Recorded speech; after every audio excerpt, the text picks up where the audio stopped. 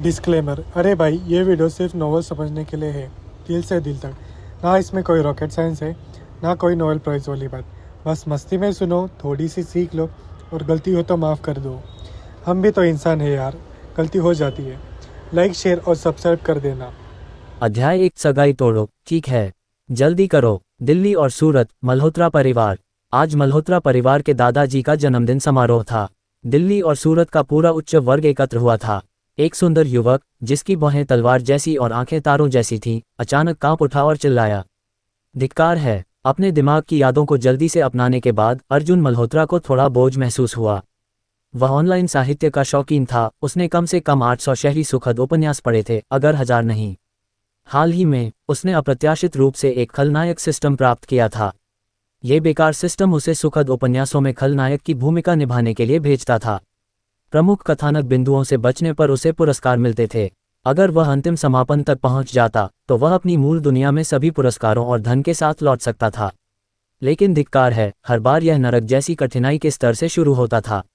उदाहरण के लिए 8वें उपन्यास में जिसमें वह स्थानांतरित हुआ, वह एक सुरक्षा गार्ड था जो नायक को कंपनी में प्रवेश करने से रोकता था। सब जानते थे कि शहरी सुखद उपन्यासों में सुरक्षा गार्ड और अंगरक्षक उच्च जोखिम वाले पेशे थे। उसकी नियति थी कि नायक गौरव वर्मा उसे मुक्का मारे, कांच तोड़कर वह मौके पर ही मर जाए। पिछला दौर और भी हास्यास्पद था। उस उपन्यास का 26 का नायक स्वर्गीय भगवान बेकसुआन था। एक पीढ़ी में एक बार आने वाला स्वर्गीय भगवान, जो अपनी तपस्या में असफल हो गया और शहर में पुनर्जनन के लिए पुनर्जन्म हुआ, जो अकेले मिसाइलों का सामना करने में सक्षम था। एक खलनायक के रूप में उसे बोलने का मौका भी नहीं मिला और उसे थप्पड़ मारकर मार दिया गया। कहावत है कि गुरु आपको दरवाजे तक ले जाता है, लेकिन प्रवेश द्वार पर आपको गोली मार दी जाती है। यह इस बेकार सिस्टम का सटीक वर्णन था। सिस्टम? ये कौन सी बेकार किताब है? अर्जुन ने अपने दिमाग में चिल्लाया। ये युद्ध देव ड्रैगन किंग फूलनगर में घूमता है। वर्तमान में 57वां अध्याय है। सिस्टम की ठंडी आवाज ने जवाब दिया। सिस्टम के संकेत के साथ अर्जुन ने जल्दी से इस किताब की कहानी याद की। यह एक और सामान्य सुखद उपन्यास था। नायक का नाम गौरव वर्मा था। वह रामपुर के एक प्रमुख परिवार से था, लेकिन जब वह 5 साल का था तब उसका परिवार नष्ट हो गया। एक बूढ़े व्यक्ति ने उसे विदेश ले जाकर शीर्ष हत्यारे के रूप में प्रशिक्षित किया। उसने दुनिया की नंबर 1 भाड़े की संगठन नागा आत्मा की स्थापना की, जिसे ड्रैगन किंग का उपनाम मिला। इसके अलावा उसकी चिकित्सा कौशल शीर्ष स्तर का था और वह जुए से लेकर खजाने की पहचान तक हर चीज में उत्कृष्ट था। इस बार वह अपने परिवार के नरसंहार की जांच के लिए छद्म नाम से भारत लौटा। रास्ते में उसने दर्जनों सुंदरियों को लुभाने और एक हरम बनाने की योजना बनाई। अंततः जीवन के शिखर तक पहुंच गया। अर्जुन की पहचान दिल्ली और सूरत के अग्रणी परिवार मल्होत्रा परिवार के सबसे बड़े युवा मास्टर की थी, जिसकी संपत्ति खरबों से अधिक थी। ऐसे चरित्र में स्थानांतरित होना एक रोमांचक अनुभव होना चाहिए था, लेकिन खलनायक की स्थिति कितनी भी ऊंची क्यों न हो, वह नायक के लिए केवल एक कदम था। 57वें अध्याय की कहानी। धिक्कार है, मैं फिर से मरने वाला हूं। कहानी को याद करते हुए अर्जुन का चेहरा पीला पड़ गया। कहानी के अनुसार आज उसके दादाजी का जन्मदिन समारोह था। इस समारोह में उसे पहली नायिका साक्षी शर्मा के साथ सगाई करनी थी।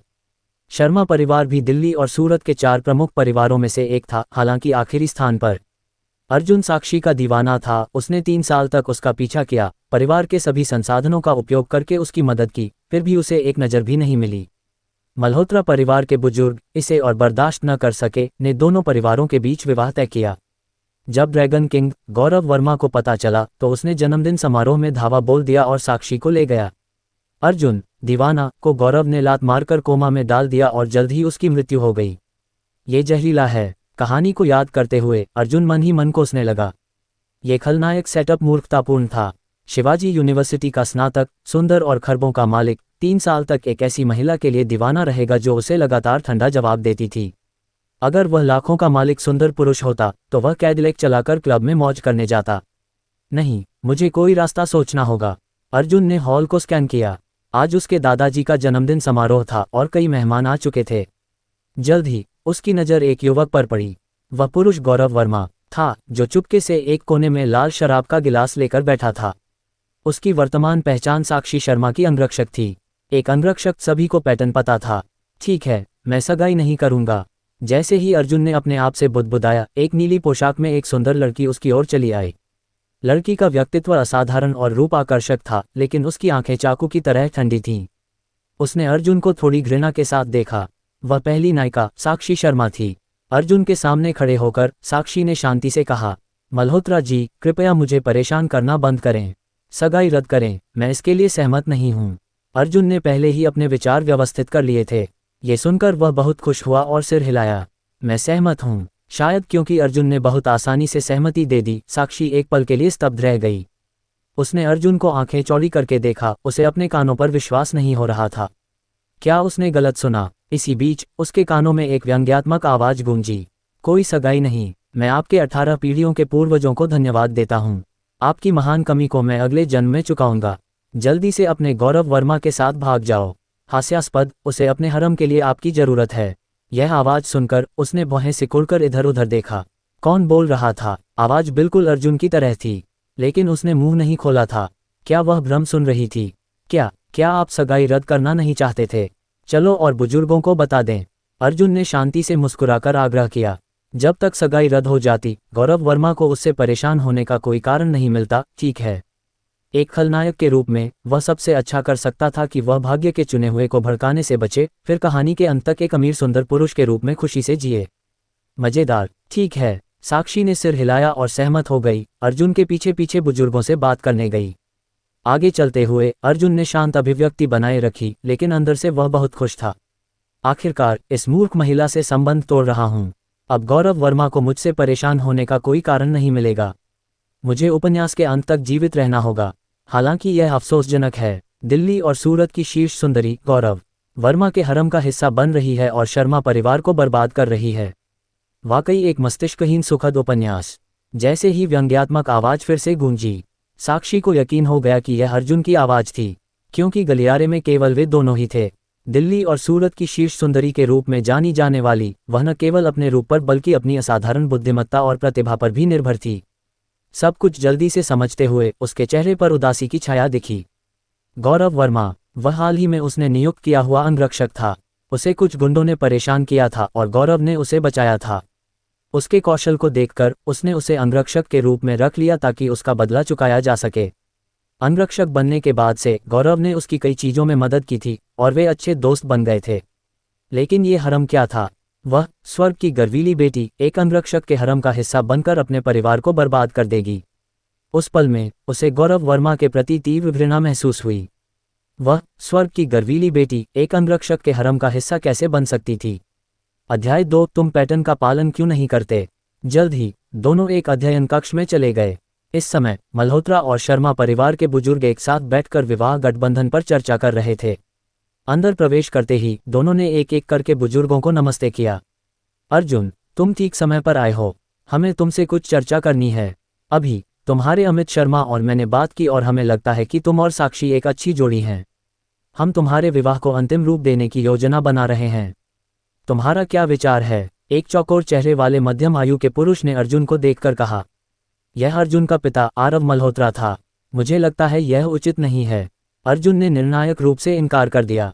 कमरे में सभी लोग हैरान दिखे। उचित नहीं? दिल्ली और सूरत में कौन नहीं जानता था कि यह लड़का 3 पूरे साल तक उसके पीछे पड़ा था। अर्जुन ने हल्के से खांसा और अपना गला साफ किया। प्रिय बुजुर्गों, एक कहावत है कि जबरदस्ती का तरबूज मीठा नहीं होता। मैं हाल ही में सोच रहा था और मुझे एहसास हुआ कि साक्षी और मैं वास्तव में संगत नहीं हैं। विवाह एक जीवन भर का मामला है। बेहतर है कि हम खुद निर्णय लें। आपके ध्यान के लिए धन्यवाद। ये कहने के बाद अर्जुन को अंदर से बहुत राहत महसूस हुई।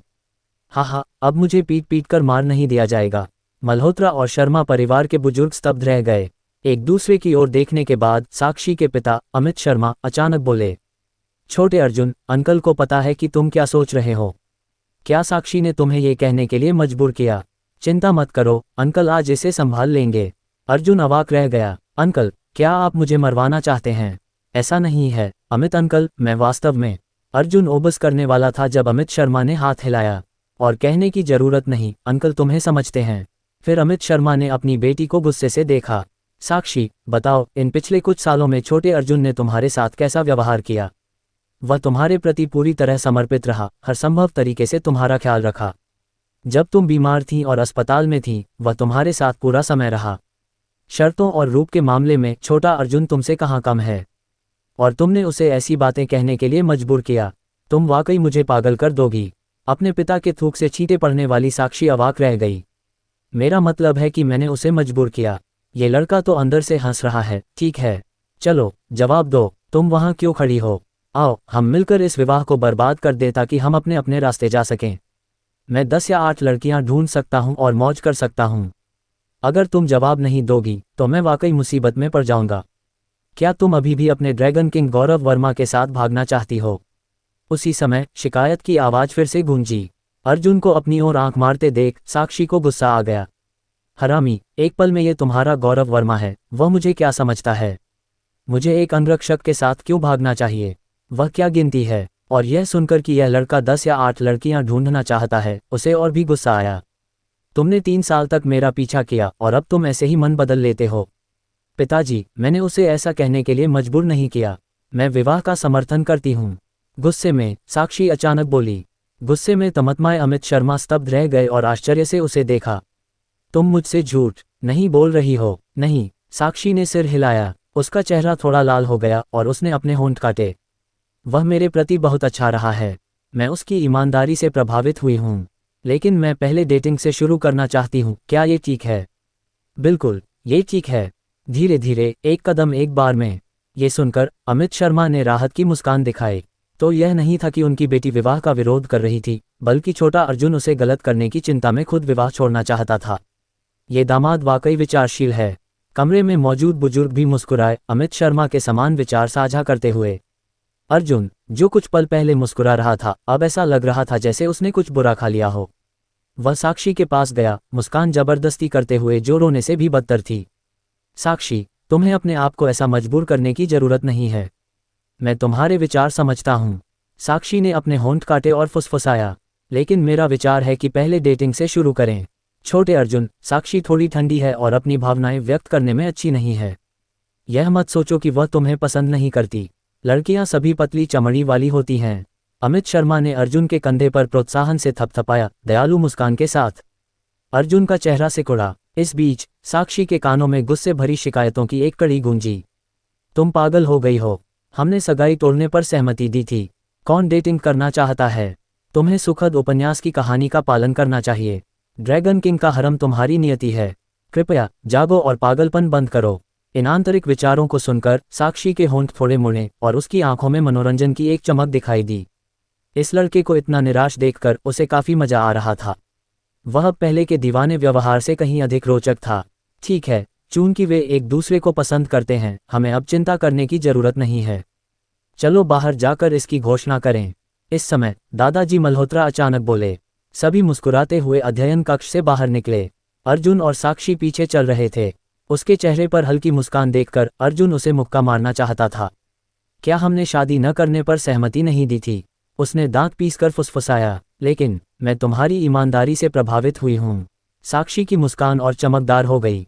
ये पहली बार था जब अर्जुन ने उसे अपने प्रति इस तरह मुस्कुराते देखा था और वह एक पल के लिए चकित रह गया। फिर उसने साक्षी के माथे को छूने के लिए हाथ बढ़ाया, सोच रहा था कि क्या वह बीमार है। अगर तुम्हें अच्छा नहीं लग रहा है तो हमें अस्पताल जाना चाहिए। विवाह कोई मजाक नहीं है। अच्छे से सोच लो, अर्जुन ने गंभीरता से कहा। दीदी, अगर तुम बीमार हो तो इलाज करवाओ। अगर तुम डॉक्टर के पास नहीं गई तो मैं जल्द ही शव परीक्षक के पास जाऊंगा। ठीक है, मैंने सोच लिया है। वैसे भी हम अभी शादीशुदा नहीं हैं, साक्षी ने शांति से कहा। लेकिन मैं नहीं चाहता। जबरदस्ती का तरबूज मीठा नहीं होता। कोई बात नहीं, जब तक ये प्यास बुझाए। साक्षी और भी खुशी से मुस्कुराए। इस लड़के को निराश देखकर उसे बहुत अच्छा लग रहा था। उसने अर्जुन को गंभीरता से देखा। और तुम अचानक इतना बदल गए हो। क्या ये संभव है कि तुम्हें कोई लाइलाज बीमारी है और तुम डरते हो कि मुझे नीचे खींच लोगे?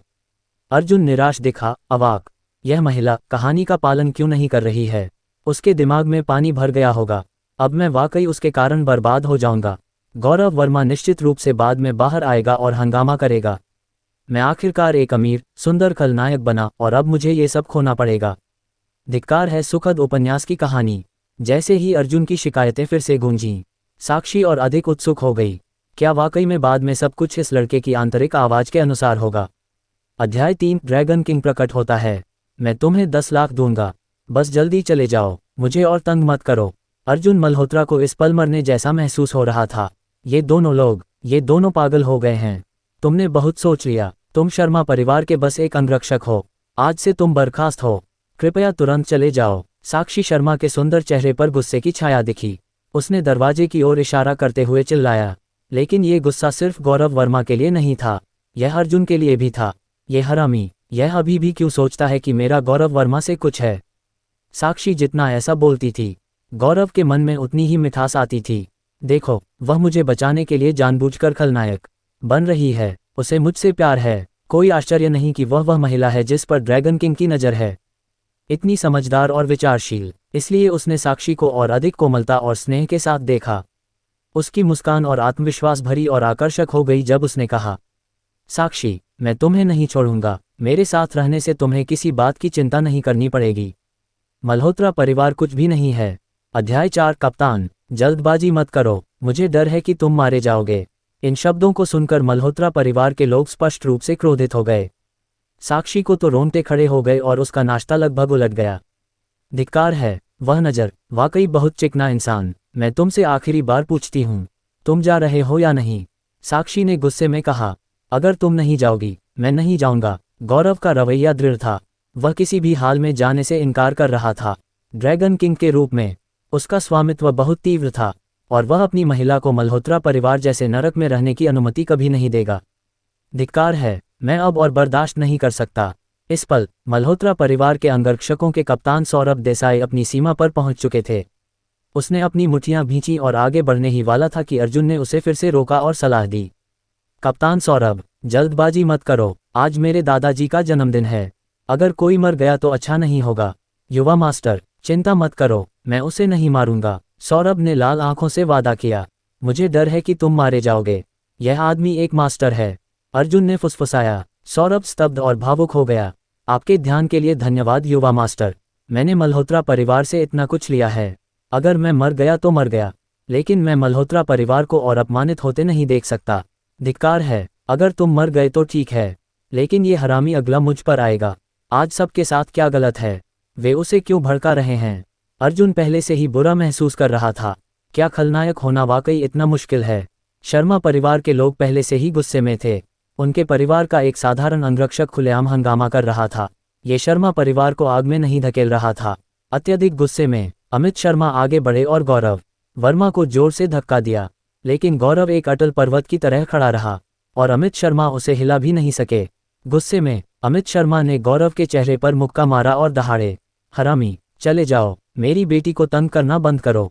मेरे जीवन में मेरा एकमात्र दामाद अर्जुन है। अगर तुम हमें तंग करते रहे तो शर्मा परिवार तुम्हें कभी माफ नहीं करेगा।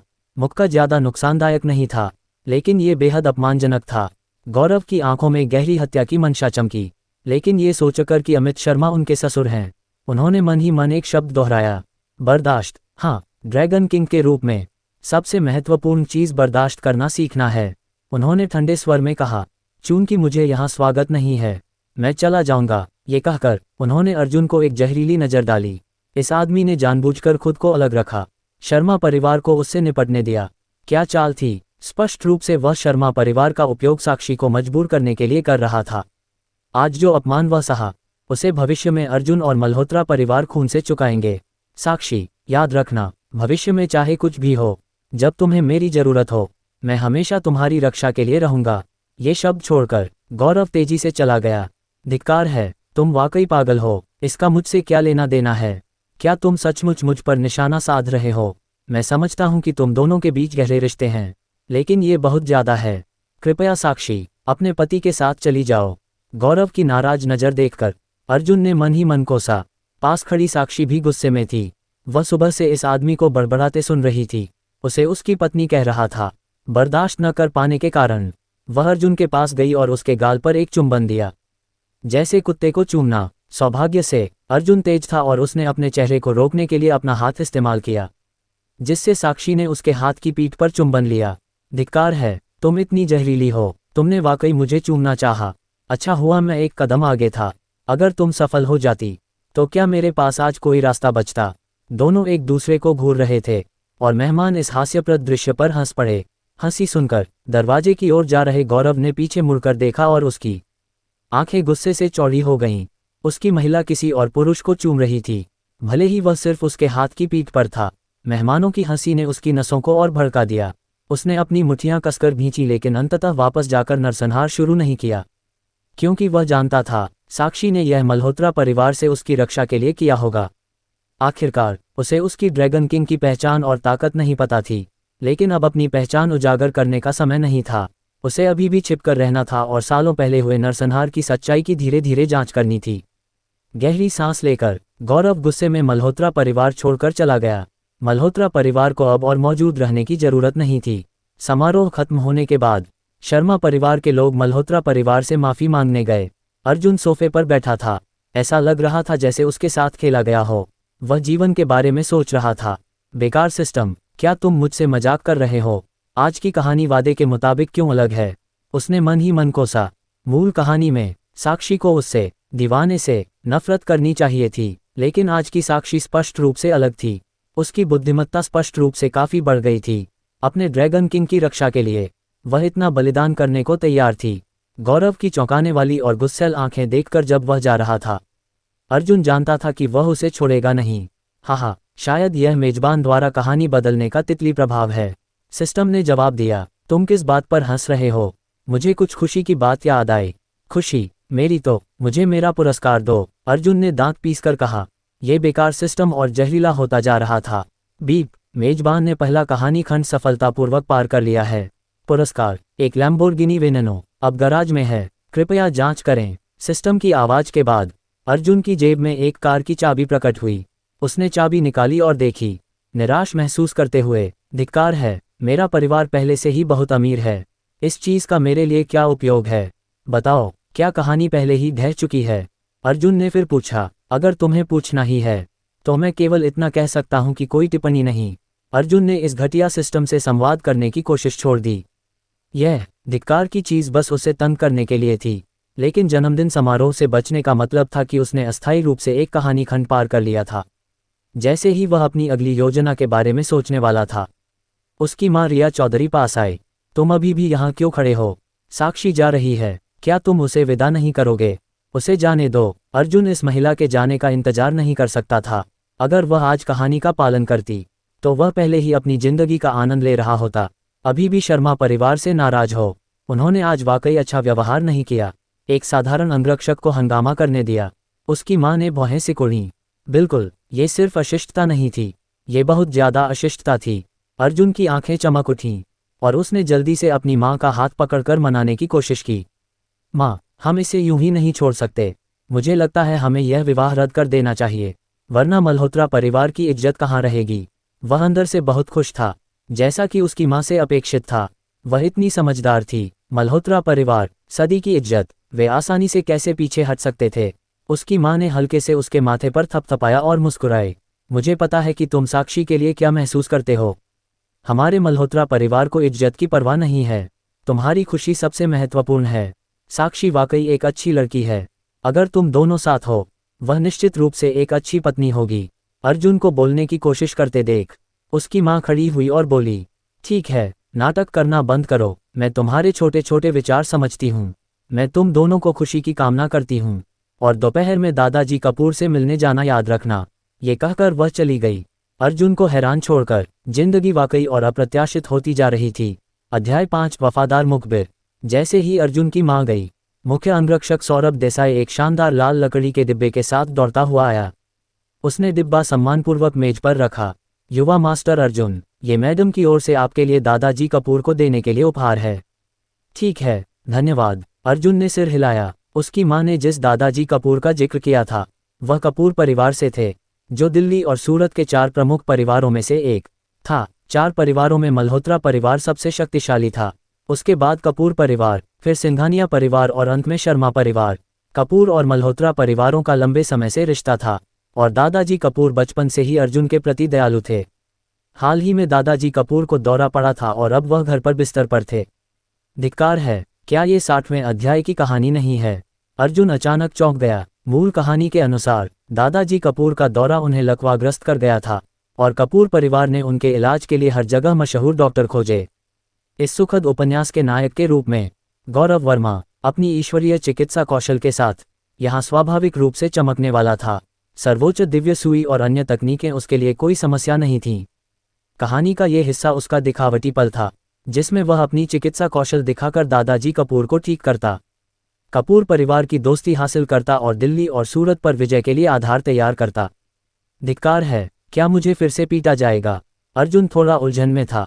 क्या वह हमेशा के लिए एक कदम बनने के लिए नियत था? उसने एक पल के लिए ध्यान से सोचा। मूल कहानी के अनुसार अब तक उसे मर जाना चाहिए था। कहानी के इस हिस्से में उसे नहीं बल्कि एक अन्य मशहूर डॉक्टर को कुचला जाना था, जो पहले दादाजी कपूर का इलाज करने जाता था। पहले एक मास्टर अपनी चाल चलता, असफल होता और फिर ड्रैगन किंग दिखावट करने के लिए बाहर आता, जिससे वह श्रेष्ठ दिखता। इस समझ ने अर्जुन को राहत की सांस लेने दी। जब तक उसे कुचला नहीं जा रहा था, सब ठीक था। कहानी के इस हिस्से से बचने के लिए अर्जुन ने ऐसी मूर्खतापूर्ण चीज करने की हिम्मत नहीं की। उसने एक बार पहले कोशिश की थी और कहानी से जबरदस्ती बचने का परिणाम मृतंत था। सिस्टम के नियम स्पष्ट थे। आप जीवित रहने के तरीके खोज सकते थे, लेकिन आप कहानी से बिल्कुल नहीं बच सकते थे। अर्जुन के बदलते चेहरों को देखकर सौरभ देसाई ने मदद नहीं की और याद दिलाया, युवा मास्टर अर्जुन, आप ठीक हैं? मैं ठीक हूं। अर्जुन ने सिर हिलाया। यह अच्छा है। सौरभ ने राहत की सांस ली और मुस्कुराया, श्रेय मांगते हुए। युवा मास्टर अर्जुन, मुझे पता है कि आप आज की घटना से अभी भी परेशान हैं। चिंता न करें, मैंने पहले ही उस गौरव लड़के से निपटने के लिए किसी को भेज दिया है। किसे? अर्जुन ने आंखें चौड़ी की और पूछा, तुमने किससे निपटने के लिए लोगों को भेजा? उस छोटे अंगरक्षक को, सौरभ ने गर्व से कहा। क्या तुमने नहीं कहा कि वह एक मास्टर है? मैंने विशेष रूप से 30 लोगों को बुलाया ताकि इस बार वह कीमत चुकाए। अर्जुन ने गहरी सांस ली। हाय रे, क्या तुम सचमुच डरते हो कि मैं कहानी के अंत तक जीवित रहूंगा? उसने दांत पीसकर कहा। उन्हें तुरंत वापस बुलाओ, उसे मत छुओ। हो, ठीक है। सौरभ ने जल्दी से फोन निकाला और लोगों को वापस बुलाया। थोड़ा उलझन में, क्या तुमने उन्हें वापस बुलाया? हाँ, वे वापस आ गए। यह अच्छा है। अर्जुन ने आखिरकार राहत की सांस ली। धिक्कार है, फिर से बर्बाद होने से बचा। उसने सौरभ को ऊपर से नीचे तक देखा। यह आदमी वफादार दिखता था, लेकिन वास्तव में एक मुखबिर था। इसे रखा नहीं जा सकता था। कप्तान सौरभ, कहते हैं कि सच्ची वफादारी मुसीबत के समय में दिखती है, और तुमने आज अपनी वफादारी दिखाई। मैं बहुत खुश हूँ। अर्जुन ने सौरभ के कंधे पर हाथ रखकर दयालु मुस्कान के साथ कहा। लेकिन मुझे लगता है कि तुम्हारी प्रतिभा के साथ अंगरक्षक कप्तान बनना बर्बादी है। ऐसा करो, हमारे मल्होत्रा परिवार की दक्षिण अफ्रीका में एक खनन कंपनी है। तुम वहां जाकर मेरे लिए चीजें देखो। मैं, सौरभ गहरे तक प्रभावित हुआ। युवा मास्टर अर्जुन इतने विचारशील थे। हाँ, तुम कल रवाना होगे। मैं बाद में तुम्हारे लिए व्यवस्था करूंगा। वहां पहुंचने के बाद तुम्हारी तनख्वाह और बोनस 3 गुना हो जाएंगे। कुछ साल कड़ी मेहनत करो और हम देखेंगे। अर्जुन ने सौरभ के कंधे पर जोर से थपथपाया। धन्यवाद युवा मास्टर अर्जुन, आपके भरोसे के लिए। मैं कड़ी मेहनत करूंगा। सौरभ इतना प्रभावित हुआ कि वह रो पड़ा। अर्जुन को बार बार धन्यवाद देकर अपनी चीजें पैक करने चला गया। सौरभ के जाने के बाद अर्जुन बहुत संतुष्ट था। बढ़िया, एक मुखबिर से छुटकारा पाया। उसे अफ्रीका भेजकर वह और कोई परेशानी नहीं कर पाएगा। उसने अपनी कलाई पर रोलेक्स घड़ी पर नजर डाली। अमीर आदमी की जिंदगी इतनी साधारण और उबा उबी है। माउंट ग्रेटर दैन मेज से उपहार उठाकर अर्जुन गराज की ओर चला गया। जल्द ही एक चांदी की लैम्बोर्गिनी वेनेनो मल्होत्रा परिवार के एस्टेट से निकली। कपूर परिवार का पुराना निवास उपनगरों में स्थित था। अर्जुन को वहां पहुंचने में लगभग 1 घंटा लगा। दिल्ली और सूरत के 4 प्रमुख परिवारों में से एक के रूप में कपूर परिवार का पुराना निवास मूल रूप से एक शाही हवेली थी। पिछले 1 सदी में हवेली को कई बार नवीनीकृत किया गया था। अर्जुन की आखिरी यात्रा काफी समय पहले थी। दरवाजे पर कार पार्क करने के बाद प्रवेश द्वार पर मौजूद अंगरक्षकों ने तुरंत अर्जुन को पहचान लिया और सम्मानपूर्वक अभिवादन किया। नमस्ते युवा मास्टर अर्जुन, मेरी कार पार्क कर दो। अर्जुन ने लापरवाही से कार की चाबियां अंगरक्षक को उछाली और उपहार के साथ कपूर परिवार के एस्टेट में चला गया। हवेली का आंतरिक हिस्सा एक विशिष्ट दिल्ली शैली का बगीचा था। मंडप, छतें और खुले स्थान, हर जगह एक सुंदर दृश्य था। जैसे ही वह बैठक कक्ष के पास पहुंचा, एक चीनी पोशाक में एक लंबी सुंदरी बाहर निकली और वे एक दूसरे से टकरा गए। सौभाग्य से चीनी पोशाक वाली सुंदरी का एक विशेष रूप से विकसित क्षेत्र था और पर्याप्त कुशनिंग ने किसी भी चोट को रोका। अपने सीने से अविश्वसनीय लचीलापन महसूस करके अर्जुन लगभग चिल्ला उठा। उसने सहज रूप से चीनी पोशाक वाली सुंदरी को देखा। वह एक सफेद लॉरेल चीनी पोशाक पहने थी। उसके लंबे काले बाल कंधों पर लटक रहे थे। उसका चेहरा एक बेदाग सुंदर स्वर्गीय चेहरा था, जो एकदम शैतानी आकृति के साथ जोड़ा गया था। उसकी विस्फोटक आकृति के कारण उसकी चीनी पोशाक को समेटना मुश्किल लग रहा था। रेफरी, वह चार्ज के साथ फाउल कर रही है। ये कपड़ा शीर्ष गुणवत्ता का रेशम होना चाहिए। कोई साधारण शर्ट अब तक फट चुकी होती। चीनी पोशाक वाली सुंदरी ने अर्जुन को आश्चर्य से आंखें चौड़ी कीं। तुमने क्या कहा? उसे अपने कानों पर विश्वास नहीं हुआ। इस आदमी की हिम्मत कैसे हुई उससे ऐसे बात करने की? हो, मैंने कुछ नहीं कहा। तुम ठीक हो? अर्जुन थोड़ा उलझन में था और उसने अपनी नाक छुई। सोनम कपूर ने अर्जुन का मुंह हिलते नहीं देखा, इसलिए उसे लगा कि उसने गलत सुना होगा और शांति से कहा, मुझे गलत सुनाई दिया होगा। तुम यहाँ क्यों आए हो? मैं दादाजी कपूर से मिलने आया हूँ। अर्जुन ने अपने हाथ में उपहार उठाया और माहौल अचानक थोड़ा अटपटा हो गया। उसके सामने की सुंदरी सोनम कपूर थी, कपूर परिवार की सबसे बड़ी बेटी, उसकी पूर्व प्रेमिका और इस उपन्यास की दूसरी नायिका। कपूर और मल्होत्रा परिवारों के लंबे समय के रिश्ते के कारण वे बचपन से एक दूसरे को जानते थे। कॉलेज में वे एक ही स्कूल में थे और पहले साल के दौरान 2 महीने तक डेट किया। बाद में स्कूल में एक बिंदास लड़की अर्जुन से चिपक गई, जिससे सोनम कपूर के साथ गलतफहमी हुई और वे जल्दबाजी में अलग हो गए। उसके बाद अर्जुन दिल्ली और सूरत में सबसे मशहूर दीवाना बन गया। दूसरी ओर सोनम कपूर स्नातक होने के बाद अपने परिवार की कंपनी में लौट आए और तब से अकेली थी। अध्याय 6। सोनम कपूर, तुम भी ठीक नहीं हो। मेरे दादाजी अभी आराम कर रहे हैं, क्यों न तुम पहले बैठकर चाय पियो। सोनम कपूर ने अर्जुन का स्वागत किया और उसके लिए चाय बनाने लगी। उसकी आंखों में कड़वाहट की एक झलक दिखी। उसके बाद जब वह अर्जुन से अलग हुई थी, तब से उनका ज्यादा संपर्क नहीं रहा। पिछले महीने एक क्लास रियूनियन में उसे पता चला कि उसने अर्जुन को गलत समझा था। उसे अपने दिल में गहरा पछतावा था। इन सभी वर्षों में वह कभी भूल नहीं पाई थी, लेकिन अब बहुत देर हो चुकी थी। उसे अभी अभी मल्होत्रा और शर्मा परिवारों के बीच तय विवाह के बारे में पता चला था। दूसरी ओर अर्जुन ज्यादा नहीं सोच रहा था, बल्कि सोनम कपूर को चाय बनाते हुए देखने पर ध्यान दे रहा था। उसके चाय बनाने की हरकतें देखने में आनंददायक थीं और उसने पूरी तरह फिट चीनी पोशाक पहनी थी, जिससे चाय बनाना एक कला प्रदर्शन बन गया था। अचक चाय बनाना भी इतना अच्छा लगता है। साक्षी शर्मा को नंबर 1 सुंदरी माना जाता है। मेरी राय में सोनम कपूर ही दिल्ली और सूरत की असली नंबर 1 सुंदरी है। उसकी शालीनता देखो, चाय बनाने की वे हरकतें। साक्षी शर्मा उससे बहुत पीछे है। हमेशा उसका वह खट्टा चेहरा। मैं उसका कोई कर्जदार नहीं हूँ। तय विवाह, क्या मजाक है। जल्दी या देर से मुझे इस हास्यास्पद सगाई को तोड़ने का रास्ता ढूंढना होगा। जैसे ही अर्जुन की आंतरिक शिकायतें गूंजीं, सोनम कपूर का हाथ कांप गया और चाय का प्याला लगभग गिर गया।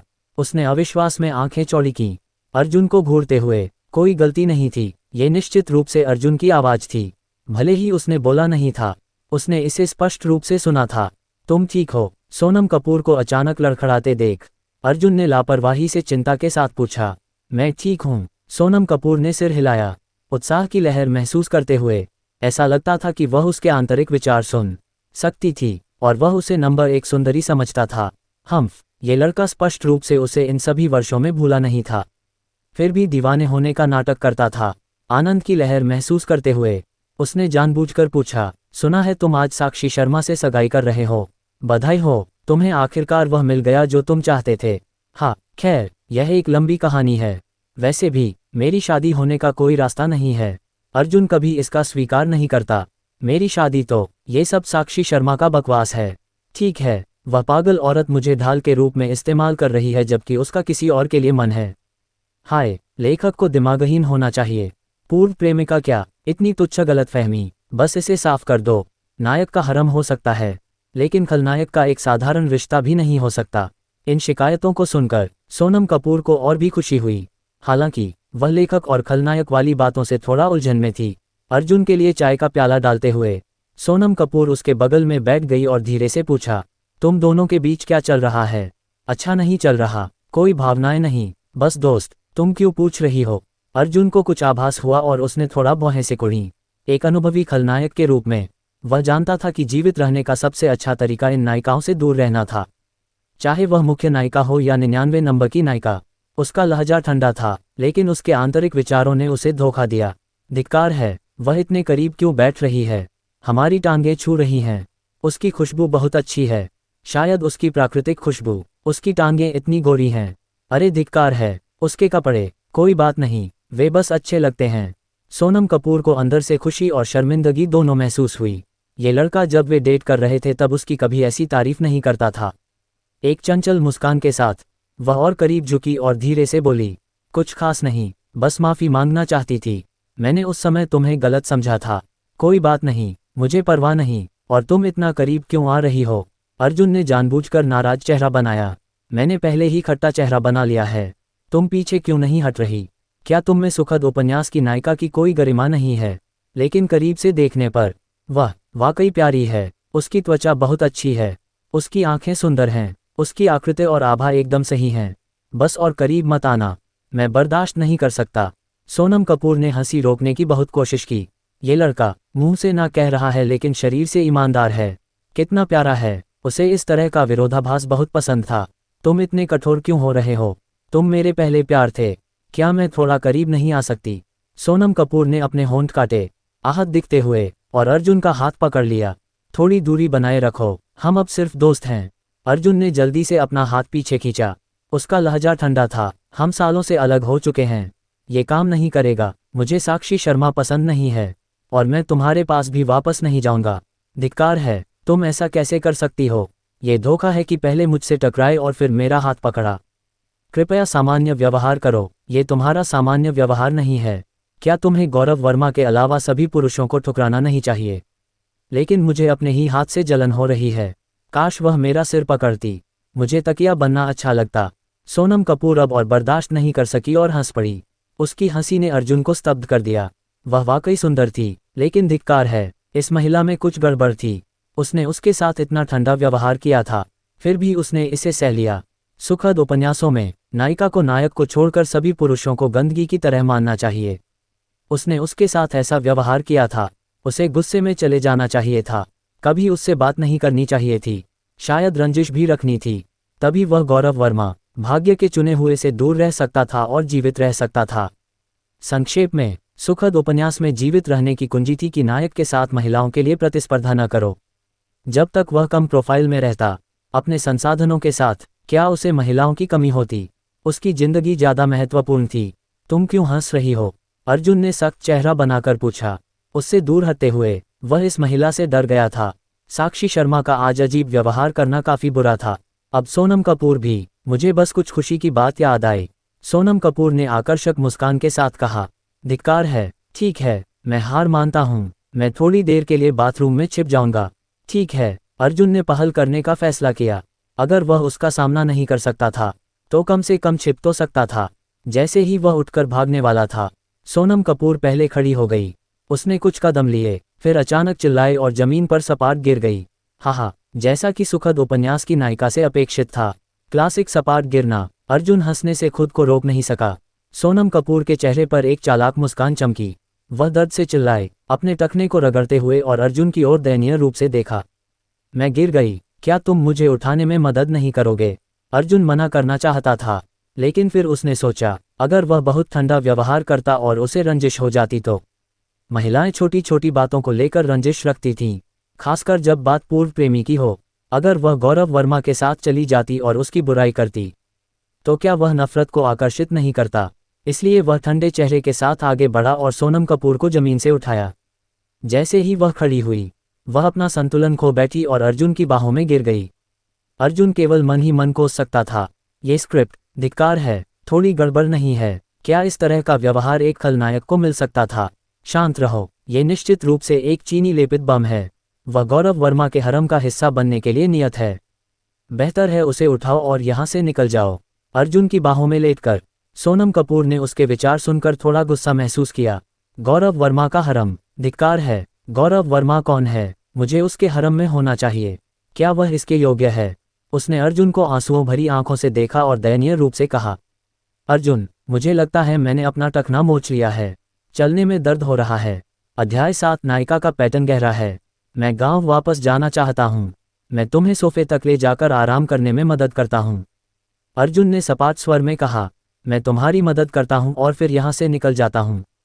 ठीक है। अर्जुन के आंतरिक विचार सुनकर सोनम कपूर की आंखें मनोरंजन से सिकुड़ गईं। भागने की कोशिश, कोई मौका नहीं। जब वे सोफे पर वापस आए और अर्जुन जाने के लिए खड़ा हुआ, उसने जल्दी से पुकारा, अर्जुन, मैंने अपना टखना मोच लिया है। क्या तुम इसे मेरे लिए मालिश कर सकते हो? मुझे नहीं आता। अर्जुन ने निर्णायक रूप से मना कर दिया। वह आज बस कहानी को पार करना चाहता था और अपना पुरस्कार लेना चाहता था। दूसरी नायिका के करीब जाना निश्चित रूप से खुद को मरवाने का रास्ता था। तुम झूठ बोल रहे हो। कॉलेज में जब हम डेट कर रहे थे और मैंने टेनिस खेलते हुए टखना मोच लिया था, तुमने मेरे लिए मालिश की थी। क्या तुम मुझसे इतनी नफरत करते हो? सोनम कपूर ने कहा। उसकी आंखें आहत भाव से लाल हो गईं। हाँ, तो अगर तुम्हें वाकई तकलीफ है, मैं तुम्हारे पारिवारिक डॉक्टर को बुला सकता हूँ। अर्जुन ने ठंडे स्वर में सिर हिलाया। हाँ हाँ, बस यही सोचो कि मैं तुमसे नफरत करता हूँ और मुझसे दूर रहो। ठीक है, वैसे भी हमारा कोई मेल नहीं है। तुम गौरव वर्मा के हरम का हिस्सा हो और मैं बस एक बलि का बकरा खलनायक हूँ। अगर उसे इसके बारे में पता चला तो मैं आज रात मर जाऊंगा। अर्जुन के आंतरिक विचार फिर से सुनकर सोनम कपूर ने मन ही मन ठंडी हंसी हंसी। तुम चाहते हो कि मैं दूर रहूं? कोई मौका नहीं। उसके गौरव वर्मा से इतना सावधान रहने को देखकर उसने उसे धमकाने का फैसला किया। तुम मालिश नहीं करोगे? ठीक है, तो चले जाओ। मैं सबको बताऊंगी कि तुमने मेरा फायदा उठाया। क्या? अर्जुन, जो अभी पैर उठा रहा था, सदमे में जम गया। यह क्या है? ऐसा मत करो। क्या हम बात कर सकते हैं? अगर तुम अफवाहें फैलाओगी तो गौरव वर्मा निश्चित रूप से मुझसे रंजिश रखेगा। ठीक है, मैंने कभी ऐसा सुखद उपन्यास नहीं देखा जिसमें खलनायक नायक की लड़की को सफलतापूर्वक चुरा ले और जिंदा बच जाए। ऐसा मत करो। चलो बीती बातों को भूल जाएं। ठीक है, अर्जुन केवल गंभीरता से विनती कर सकता था। नहीं सुन रही, नहीं सुन रही। कछुआ मंत्र पढ़ रहा है। तुम्हारे पास 1 मिनट है सोचने के लिए, वरना मैं माइस्पेस पर पोस्ट कर दूंगी। सोनम कपूर ने कहा, अपना फोन निकाल कर लहराते हुए। माइस्पेस पर पोस्ट करने का मतलब निश्चित मृत्यु है। तुम्हारा पैर मालिश करने से मुझे थोड़ा मौका मिलता है। धिक्कार है। चलो ये करते हैं। एक पल के विचार के बाद अर्जुन ने दूसरा विकल्प चुना। मैं मालिश करूंगा, लेकिन किसी को मत बताना। अर्जुन ने चेतावनी दी। अनिच्छा से सोफे पर बैठ गया और सोनम कपूर के नाजुक पैर को अपनी गोद में रख लिया। जैसे ही उसने धीरे से उसके टखने की मालिश की, अर्जुन की नज़र सोनम कपूर की विस्फोटक आकृति पर भटक गई। जब हम डेट कर रहे थे तब उसकी आकृति इतनी विकसित नहीं थी ना। पिछले कुछ सालों में उसने क्या खाया है, और चीनी पोशाक के नीचे सेफ्टी शॉर्ट्स क्या हैं। लोगों के बीच भरोसा कहाँ है? सोफे पर लेटकर पैर की मालिश का आनंद लेते हुए सोनम कपूर के चेहरे पर शर्मिंदगी की हल्की सी छाया दिखी। ये छिपा हुआ लंपटपन, बाहर से सख्त लेकिन अंदर से नर्म। बस करो। अर्जुन के तेजी से साहसी होते आंतरिक विचार सुनकर वह और बर्दाश्त नहीं कर सकी। अपना पैर पीछे खींचते हुए उसने दिखावा किया कि उसने थोड़ा और मोच लिया और कहा, बहुत बेहतर। अगली बार जब मुझे चोट लगेगी मैं तुम्हारे पास आऊंगी। अगली बार? अर्जुन की आंखें चौड़ी हो गईं। क्या वह जानबूझकर उसे परेशान कर रही थी? और क्या? सोनम कपूर ने अपनी आंखें सिकुड़ी और खुशी से मुस्कुराए। उसके आंतरिक विचार सुनने में सक्षम होने के कारण वह उसे इतनी आसानी से कैसे जाने देती। हम्फ, बेकार सिस्टम, बाहर आओ। सोनम कपूर का किरदार भी क्यों ढह रहा है? अर्जुन ने अपने दिमाग में दहाड़ा। धिक्कार है, एक और मुखबिर मुझे मरवाने की कोशिश कर रहा है। हा, सिस्टम हंसा। सोनम कपूर का फोन मेज पर अचानक बजा। उसने इसे उठाया और कुछ शब्दों के बाद भौहें सिकोड़ लीं। समझ गया। नई ऊर्जा की बैठक को आधा घंटा टाल दो, मैं जल्दी वहां पहुंच रही हूं। फोन काटने के बाद उसने अर्जुन को मधुर मुस्कान दी। मेरी कंपनी में एक आपातकालीन बैठक है, मैं बाद में तुम्हें ढूंढने आऊंगी। अपना काम निपटाओ, अर्जुन ने कहा, उसे जाने के लिए उत्सुक। नई ऊर्जा परियोजना? ओह, मुझे याद आया। क्या ये रणवीर कपूर और गौरव वर्मा द्वारा बिछाया गया जाल नहीं है? इस परियोजना में निवेश करने के लिए कपूर परिवार की पूरी 50 अरब की नकदी प्रवाह बंध गया, जिससे त्रिवेदी समूह गंभीर संकट में पड़ गया। रणवीर कपूर ने सत्ता हथियाने का मौका लिया और गौरव वर्मा ने अच्छा आदमी बनकर सोनम कपूर की संकट को हल करने में मदद की। उसे अपने हरम में सफलतापूर्वक शामिल किया और फिर रणवीर कपूर को मार डाला। अंत में क्या कपूर परिवार उसके हाथों में नहीं आ गया? जैसे ही वह जाने वाली थी, सोनम कपूर का शरीर कांप गया। उसकी आंखें सदमे से भर गईं। अर्जुन को ये कैसे पता था? ये निवेश कंपनी के भीतर अति गोपनीय था, केवल कुछ ही लोग जानते थे, और इस परियोजना को आगे बढ़ाने वाला उसका चचेरा भाई रणवीर कपूर था। क्या ये वाकई सच हो सकता है? सोनम कपूर ने अपने होंठ काटे। अर्जुन को और प्रशंसा और कृतज्ञता के साथ देखा। वह निश्चित रूप से चुपके से उसकी देखभाल कर रहा होगा। मल्होत्रा परिवार के संसाधनों का उपयोग करके इसकी जांच की होगी। वह अर्जुन से पुष्टि के लिए पूछना चाहती थी और उसे ठीक से धन्यवाद देना चाहती थी, लेकिन खुद को बोलने में असमर्थ पाया। लाचार, वह केवल अर्जुन को विदाई दे सकती थी और कंपनी में जांच करने के लिए जल्दबाजी में चली गई। जब वह गई, उसका चेहरा ठंडा था, हत्या की मंशा से भरा हुआ। अच्छा किया रणवीर कपूर, अच्छा किया गौरव वर्मा। अगर मुझे सच पता चला तो तुम दोनों में से कोई नहीं बचेगा। सोनम कपूर के जाने के बाद अर्जुन ने राहत की सांस ली और सोफे पर पीछे झुक गया। हंसते हुए मास्टर, मुझे अब समझ आ गया। भले ही सोनम कपूर आज अजीब व्यवहार कर रही थी, कहानी अटल है। एक बार जब गौरव वर्मा कपूर परिवार में आएगा और दिखावा करेगा, उसका राजसी आभा निश्चित रूप से सोनम कपूर को जीत लेगा। जब वह गौरव वर्मा की मेरे साथ तुलना करेगी, वह निश्चित रूप से गौरव वर्मा के लिए गिरेगी। हमारी छोटी सी घटना के बारे में वह निश्चित रूप से गौरव वर्मा को नहीं बताएगी। जब तक मैं आज कम प्रोफाइल रखता हूँ, गौरव वर्मा अपनी लड़कियों और दिखावे में व्यस्त मुझसे परेशान नहीं होगा। एक बार जब उसे पता चलेगा कि मेरा साक्षी शर्मा से कोई लेना देना नहीं है, मुझे अंत तक जीवित रहने में सक्षम होना चाहिए। अर्जुन खुशी से सोच रहा था। उस पल बाहर दरवाजे से कदमों की आवाज आई। अर्जुन ने दरवाजे की ओर देखा और एक छोटी सुंदर लड़की को देखा। हालांकि छोटी थी, उसके शरीर के कुछ हिस्से असाधारण रूप से विकसित थे, चलते समय थोड़ा हिल रहे थे। लोलिता पोशाक में वह किसी एनीमे से निकली लड़की की तरह लग रही थी। अर्जुन को देखते ही लड़की ने तुरंत मधुर मुस्कान दी और अभिवादन किया। नमस्ते भाई अर्जुन। ओह जिया, बहुत समय बाद मिले। अर्जुन ने जल्दी से अभिवादन किया, उसकी पहचान याद करते हुए। वह जिया मेहता थी, दिल्ली और सूरत की सबसे मशहूर देवी डॉक्टर।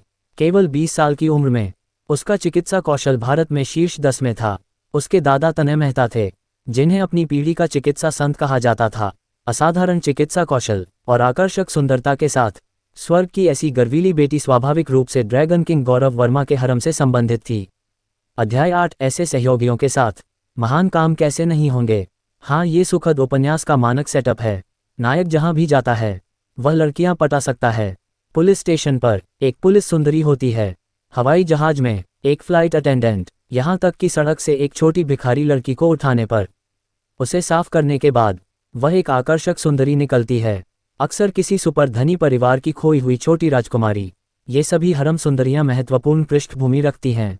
नायक से प्यार हो जाने के बाद उनके परिवार भी उसका समर्थन करने के लिए बाहर आते हैं।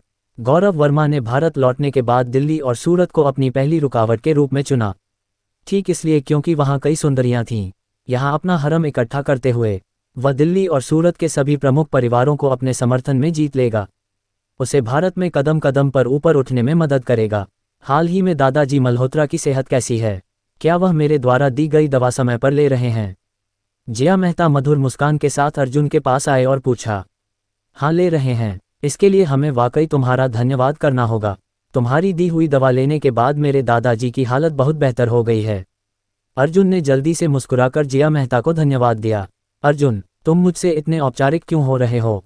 जिया मेहता ने अर्जुन को एक आकर्षक नज़र दी, उसकी औपचारिकता से कुछ असंतुष्ट।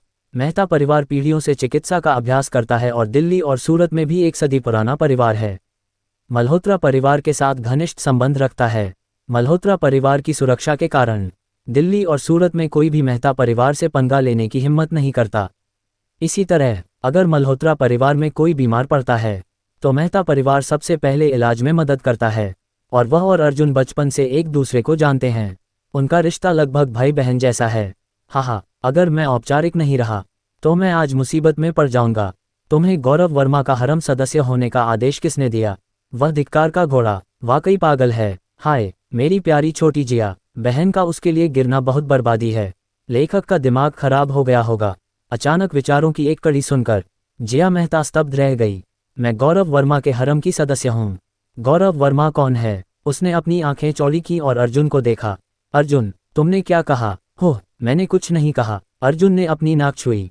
उसे लगा कि आज की महिलाएं अजीब व्यवहार कर रही थीं। जिया मेहता भी थोड़ी उलझन में थी। उसने अभी स्पष्ट रूप से सुना था। ये निश्चित रूप से अर्जुन की आवाज थी। सौभाग्य से उस पल में कपूर परिवार की एक नर्स पास आए। जिया मेहता को देखकर वह जल्दी से पास आए और सम्मानपूर्वक बोली, देवी डॉक्टर मेहता, दादाजी कपूर अभी जागे हैं। क्या आप थोड़ा आराम करने के बाद उनसे मिलना चाहेंगी? मैं अभी जाऊंगी। जिया मेहता ने अपने छोटे डिब्बे को थपथपाया, जिसमें उसकी चांदी की सुइयां और विभिन्न उपकरण थे। मैं भी आता हूँ। अर्जुन ने जल्दी से अपना उपहार उठाया और पीछे पीछे चल दिया। कुछ गलियारों से गुजरने के बाद तीनों एक छोटे आंगन के प्रवेश द्वार पर पहुंचे। ये वह जगह थी जहां दादाजी कपूर रहते थे। आंगन के प्रवेश द्वार पर दादाजी कपूर द्वारा लिखा गया एक दोहा लगा था। पढ़ाई अच्छी है, खेती अच्छी है, अच्छी तरह पढ़ना अच्छा है, उद्यम शुरू करना कठिन है, उसे बनाए रखना कठिन है, ये जानना कि यह कठिन है, कठिन नहीं है। अर्जुन ने दोहे पर नजर डाली और अपनी आंखें घुमा दी। धिक्कार है, ये भी लेखक द्वारा रखा गया एक संकेत है। बाद में जब ड्रैगन किंग गौरव वर्मा आएगा, वह इस दोहे को एक नज़र में याद कर लेगा और फिर दादाजी कपूर से इसके बारे में बात करेगा। इस तरह दादाजी कपूर सोचेंगे कि गौरव वर्मा असाधारण रूप से प्रतिभाशाली और बहुमुखी है और उसके साथ शपथ भाई बनना चाहेंगे, एक ही दिन जन्म लेने की कामना नहीं। लेकिन जैसे ही उसने अपनी आंखें घुमाना खत्म किया, कपूर परिवार के कुछ सदस्य पीछे से आए। स्वाभाविक रूप से ड्रैगन किंग गौरव वर्मा उनके साथ था। ओह, ये छोटा अर्जुन नहीं है, दादाजी से मिलने आए हो। अर्जुन को देखकर कपूर परिवार के कई सदस्यों ने मुस्कुराकर अभिवादन किया।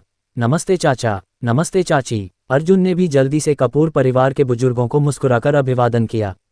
भीड़ के पीछे खड़े गौरव वर्मा की आंखें अर्जुन को देखते ही अत्यंत ठंडी और हत्या की मंशा से भर गईं।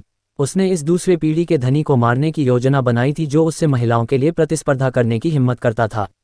आज ही, लेकिन वह अभी अभी देश लौटा था और उसकी नींव अभी स्थिर नहीं थी। बड़ा हंगामा करना उसके योजनाओं के लिए हानिकारक होता, इसलिए उसने अपनी हत्या की मंशा दबा दी। धीरे धीरे लेने की योजना बनाए। एक संक्षिप्त आंखों के संपर्क के बाद अर्जुन ने समझदारी से अपना सिर दूसरी ओर कर लिया। आम कहानी के अनुसार एक खलनायक के रूप में उसे आगे बढ़कर गौरव वर्मा को कुछ बार कुचलना चाहिए था, लेकिन वह मूर्ख नहीं है। धिक्कार है, वह लेखक का पसंदीदा है, उसे क्यों भड़काना। समूह छोटे आंगन में चला गया और जल्द ही दादाजी कपूर को बीमार बिस्तर पर लेटे देखा। दौरे के कारण दादाजी कपूर के शरीर का आधा हिस्सा सुन्न हो गया था और वह स्वतंत्र रूप से हिल नहीं सकते थे। सबको मिलने आते देख वह फिर भी बहुत खुश थे। वह मुस्कुराए और सबका अभिवादन किया, हालांकि उनकी बोली कुछ अस्पष्ट थी। पिताजी, आपको आराम करना चाहिए और बात नहीं करनी चाहिए। आपकी सेहत महत्वपूर्ण है। हाँ, देवी डॉक्टर मेहता आज आपको इलाज करने आई हैं। वह निश्चित रूप से आपको ठीक कर देंगी। दादाजी कपूर, आप अच्छे से आराम करें। एक बार जिया आपको ठीक कर देगी। मैं आपके साथ शतरंज खेलूंगा। अर्जुन जल्दी से आगे बढ़कर अभिवादन किया, यह महसूस करते हुए कि आज का काम आधा से ज्यादा हो गया था। अगला, उसे बस चुपके से गौरव वर्मा को दिखावा करते देखना था। इस पल गौरव वर्मा पीछे खड़ा था, दादाजी कपूर की स्थिति का अवलोकन कर रहा था। एक सर्वांगीण विशेषज्ञ के रूप में उसका चिकित्सा कौशल स्वाभाविक रूप से शीर्ष स्तर का था। उसके अवलोकन, श्रवण, प्रश्न पूछने और नाड़ी महसूस करने के कौशल पहले ही पूर्ण हो चुके थे और वह बिना नाड़ी महसूस किए ही मरीज की समस्याओं का निदान कर सकता था।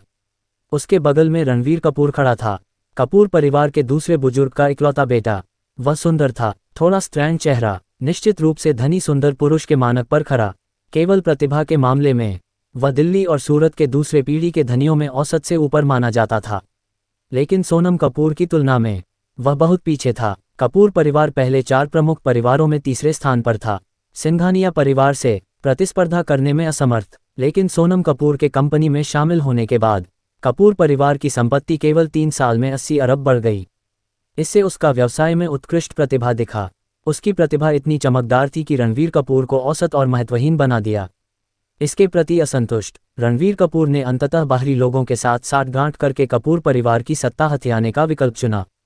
परिणाम अनुमानित थे। हाय, एक साथी खलनायक के रूप में मुझे तुम्हारे लिए थोड़ा बुरा लगता है। अर्जुन ने रणवीर कपूर को देखा और हल्के से सिर हिलाया। दुर्भाग्य से रणवीर कपूर के पास नायक की नियति नहीं थी और वह अर्जुन के विचार नहीं सुन सकता था। वह थोड़ा घबराया हुआ था गौरव वर्मा को देखकर और धीरे से पूछा, भाई गौरव, क्या तुम्हें मेरे दादाजी की बीमारी के इलाज में भरोसा है? उनकी योजना के अनुसार गौरव वर्मा उनके दादा का इलाज करेगा, उनकी प्रशंसा हासिल करेगा और फिर सोनम कपूर के करीब आएगा। अंत में वह सुंदरी को पालेगा और रणवीर कपूर को सत्ता मिलेगी। गौरव वर्मा ने शांत अभिव्यक्ति के साथ एक हाथ बढ़ाया। 50%। रणवीर कपूर थोड़ा स्तब्ध था। वह सफलता दर बहुत कम थी। मेरा मतलब है, सब कुछ नियंत्रण में है। गौरव वर्मा को अपने मन में थोड़ा असंतोष महसूस हुआ। धिक्कार है मूर्ख, कोई आश्चर्य नहीं कि तुम इतने बेवकूफ थे कि घर में भेड़िया बुलाया और मेरे साथ सहयोग करने आए। एक बार जब मुझे सोनम कपूर मिल जाएगी, तुम वह दूसरा अवरोध होगे जिसे मैं कुचल दूंगा। पहला, स्वाभाविक रूप से वहां खड़ा वह हरामी अर्जुन है, जैसा कि भाई गौरव से अपेक्षित था। रणवीर कपूर ने मुस्कुराया और सच्चे दिल से प्रशंसा की। ऐसे सहयोगियों के साथ महान काम कैसे नहीं होंगे। अध्याय 9। दुर्भाग्य का दूत फिर से मुझे क्यों निशाना बना रहा है। गौरव वर्मा ने उसे एक नज़र देखने की भी जहमत नहीं उठाई। ये तथाकथित दूसरी पीढ़ी के धनी प्लेबॉय सभी खोखले थैले थे। एक सेनापति की सफलता के लिए हजारों हड्डियां सूखनी पड़ती हैं। वे उसके पैरों तले सूखी हड्डियां थे। उसकी नज़र पहले ही जिया मेहता पर पड़ चुकी थी। उसकी आंखों में वासना की एक झलक थी। दिल्ली और सूरत लौटने पर उसने पहला काम अपने अधीनस्थों से करवाया कि वे एक दस्तावेज तैयार करें। इस दस्तावेज में दिल्ली और सूरत की सभी मशहूर सुंदरियों की सूची थी। जिया मेहता शीर्ष 10 में थी। गौरव वर्मा ने पहले ही तय कर लिया था कि वह उसके हरम का हिस्सा होगी। ये सिर्फ इसलिए नहीं था कि वह सुंदर थी, बल्कि उसके दादा के कारण भी। बेशक गौरव वर्मा उसके दादा की सुंदरता की लालसा नहीं कर रहा था, वह मेहता परिवार के नेटवर्क को महत्व देता था। देवी डॉक्टर परिवार ने अनगिनत महत्वपूर्ण हस्तियों को बचाया था। अगर वह जिया मेहता को पा लेता तो यह नेटवर्क उसके लिए अविश्वसनीय रूप से उपयोगी होता। इस पल जिया मेहता पूरी एकाग्रता के साथ दादाजी कपूर का निदान कर रही थी। एक पल के निदान के बाद उसे स्थिति समझ आ गई। जिया मेहता के हाथ छोड़ते ही रणवीर कपूर ने जल्दी से पूछा, देवी डॉक्टर मेहता, मेरे दादाजी की हालत कैसी है?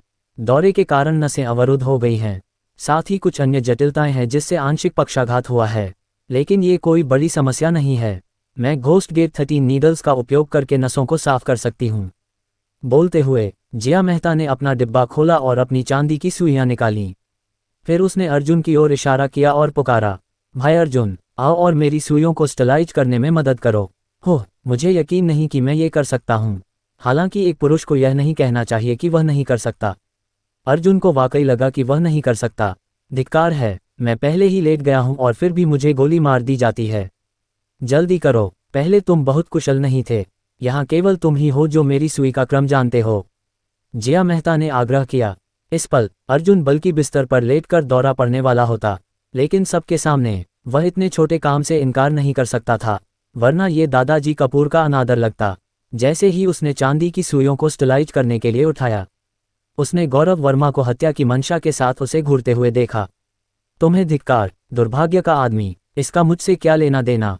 अर्जुन ने मन ही मन कोसा, ये दुर्भाग्य का दूत फिर से उसे क्यों निशाना बना रहा था? बदकिस्मती, गौरव वर्मा ने चुपके से दांत पीसे। यह मल्होत्रा वाला लड़का वाकई मरने लायक था, जिस महिला को वह पसंद करता था, और ये लड़का उसे छूने की हिम्मत करता था। सभी दरवाजे और खिड़कियां बंद कर दो और सब लोग थोड़ा पीछे हट जाएं। एक्यूपंक्चर से पहले जिया मेहता ने भीड़ को तितर बितर करना शुरू किया। केवल अर्जुन को अपनी सहायता के लिए पास रखा। सांस रोककर जिया मेहता एक्यूपंक्चर शुरू करने ही वाली थी कि गौरव वर्मा ने अचानक उसे रोक दिया। वह शांत अभिव्यक्ति के साथ आगे बढ़ा। देवी डॉक्टर मेहता, क्या आप घोस्ट गेट 13 नीडल्स का उपयोग करके दादाजी कपूर के पक्षाघात का इलाज स्वर्गीय स्तंभ बिंदु से करने की योजना बना रही हैं? हाँ, क्यों? जिया मेहता ने हल्के से भौहें सिकुड़ी।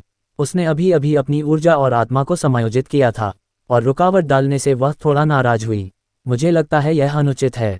आपने शायद दादाजी कपूर की असली समस्या का पता नहीं लगाया है। इस विधि से नसों को साफ करना मरीज को नुकसान पहुंचा सकता है। अगर आपको भरोसा नहीं है तो मुझे करने दें, गौरव वर्मा ने आगे बढ़कर कहा। जैसे ही उसने बोला, कपूर परिवार के सदस्यों ने नाराजगी दिखाई और उसे डांटा। तुम अपने आप को क्या समझते हो? देवी डॉक्टर मेहता को मरीजों का इलाज सिखा रहे हो? क्या मजाक है? ये पहली बार है जब मैंने सुना कि कोई देवी डॉक्टर मेहता को निदान सिखा रहा है। इसे यहाँ किसने लाया? इसे यहाँ से बाहर निकालो। हाँ, आ गया। Classic pattern. पहले वह बाहर निकलकर नफरत खींचता है, नफरत खींचने के बाद वह शर्त लगाएगा, फिर जिया को इलाज जारी रखने देगा। जब जिया गलती करेगी वह हस्तक्षेप करेगा और दिखावा करेगा। तब तक कपूर परिवार प्रभावित हो जाएगा और जिया उसकी चिकित्सा कौशल की प्रशंसा करेगी और उसके लिए गिर जाएगी। लेकिन ईमानदारी से, जिया का इलाज गलत नहीं है, बस उसका रूढ़िगत दृष्टिकोण दादाजी कपूर को नुकसान पहुंचा सकता है। उसे बाहरी टीले के बिंदु को और आक्रामक रूप से उत्तेजित करना चाहिए ताकि रक्त का ठहराव निकल जाए। अर्जुन ने मन ही मन मजाक उड़ाया। अर्जुन के आंतरिक विचार सुनकर जिया मेहता की अभिव्यक्ति अजीब हो गई। हालांकि गौरव वर्मा डांट खाने के बाद गुस्से में था, उसने शांत व्यवहार बनाए रखा, वरना वह अपनी श्रेष्ठता कैसे दिखाता। रणवीर कपूर जल्दी से आगे बढ़कर विनती की। बुजुर्गों, मैंने गौरव वर्मा को आमंत्रित किया था, वह भी चिकित्सा में कुशल है और मेरे दादाजी का इलाज करने आया है। क्यों न उसे एक मौका दिया जाए? बकवास, तुम्हारे दादाजी की सेहत कोई मजाक नहीं है। तुम किसी अनजान लड़के को कैसे आजमाने दे सकते हो? इस युवा बेवकूफ़ का क्या उपयोग है? एक अधेड़ व्यक्ति ने गुस्से में डांटा। ओह, गौरव वर्मा ने इस पर ठंडी हंसी हंसी और ठंडे स्वर में कहा, देवी डॉक्टर मेहता मुझसे छोटी हैं। आप कैसे जानते हैं कि मेरी चिकित्सा कौशल उनकी से बेहतर नहीं है? चलो एक शर्त लगाते हैं। कैसी शर्त? अगर देवी डॉक्टर मेहता उसे ठीक नहीं कर पाई तो मैं दादाजी कपूर को बचाऊंगा। लेकिन आपको सभी को मुझसे माफ़ी मांगनी होगी। और अगर देवी डॉक्टर मेहता उसे ठीक कर देती हैं, अगर वह उसे ठीक कर देती हैं, तो मैं कपूर परिवार से रेंग कर निकल जाऊंगा। ठीक है, ये तय रहा, अधेड़ व्यक्ति ने गुस्से में कहा। अगर देवी डॉक्टर मेहता भी उसे ठीक नहीं कर पाईं, तो केवल उनके दादा ही कर सकते थे। अपनी योजना सुचारू रूप से आगे बढ़ते देख गौरव वर्मा विजयी महसूस कर रहा था, वरना वह इन बड़े परिवारों को उसका सम्मान कैसे करवाता। यह मनोविज्ञान था। उसने जिया मेहता को देखा, जो स्पष्ट रूप से नाराज थी, और अपनी खास दुष्ट मुस्कान दी। देवी डॉक्टर मेहता, आप भी मेरे साथ कुछ भी शर्त लगा सकती हैं। मैं गौरव वर्मा कभी अपने वचन से पीछे नहीं हटता। जिया मेहता, जो अर्जुन के आंतरिक विचार सुन चुकी थी, स्थिति को समझ गई। इस पल उसे गौरव वर्मा के प्रति कोई अच्छी भावना नहीं थी और उसकी मुस्कान को वह चिक ना पाया। शर्त लगाना, एक डॉक्टर के रूप में वह पवित्र चिकित्सा कार्य को शर्त के रूप में कैसे इस्तेमाल कर सकती थी। क्षमा करें, मैं शर्त नहीं लगाती। कृपया शांत रहें और मेरे इलाज में खलल न डालें, उसने ठंडे स्वर में जवाब दिया और अर्जुन से सुइयों को फिर से स्टेलाइज करने को कहा। जिया मेहता के ठंडे रवैये का सामना करते हुए गौरव वर्मा बेफिक्र रहा। एक बार जब वह अपनी चिकित्सा कौशल दिखाएगा और उसे जीत लेगा, वह स्वाभाविक रूप से उसके लिए गिर जाएगी। आखिरकार महिलाएं स्वाभाविक रूप से शक्तिशाली पुरुषों की ओर आकर्षित होती हैं। दूसरी ओर रणवीर कपूर चिंतित था। ये देवी डॉक्टर मेहता थी।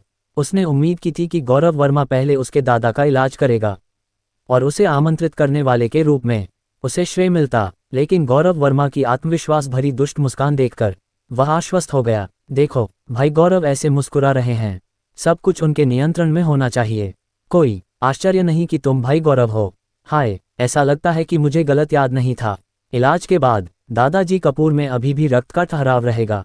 जिया का इलाज दृष्टिकोण में थोड़ी खामी है। कुछ मिनटों में गौरव वर्मा का दिखावा करने का समय होगा और जिया उसके लिए भावनाएं विकसित करेगी। अंततः उसके हरम में शामिल हो जाएगी। अर्जुन के आंतरिक विचार फिर से गूंजे। जिया मेहता अभिव्यक्तिहीन अपने हाथ में चांदी की सुइयों पर ध्यान केंद्रित कर रही थी। मेहता परिवार एक देवी डॉक्टर परिवार के रूप में घोस्ट गेट 13 नीडल्स उनकी अंतिम तकनीक थी। जल्दी से उसके हाथ छायाओं की तरह चले और चांदी की सुइयां लगातार गिरती रहीं। 13 सुइयां डालने के बाद दादाजी कपूर का रंग तुरंत बदल गया। कमरे में मौजूद कपूर परिवार के सदस्य भी तनावग्रस्त हो गए। अध्याय 10 उसका दोहरा मापदंड कभी असफल नहीं होता। लगभग 5 मिनट बाद दादाजी कपूर का बायां हाथ अचानक थोड़ा उठा। ये देखकर कपूर परिवार के सदस्य आश्चर्य से चिल्लाए, जैसा कि देवी डॉक्टर मेहता से अपेक्षित था। उनकी चिकित्सा कौशल अविश्वसनीय हैं। बढ़िया, दादाजी आखिरकार ठीक हो रहे हैं। देवी डॉक्टर मेहता वाकई प्रभावशाली हैं। कुछ लोग बस जोर जोर से डींग मारते हैं और खुद को मूर्ख बनाते हैं। जिस अधेड़ व्यक्ति ने पहले गौरव वर्मा के साथ शर्त लगाई थी, उसने भारी ठंडी हंसी हंसी। गौरव वर्मा ने होंठ सिकोड़े, तिरस्कार का भाव दिखाते हुए।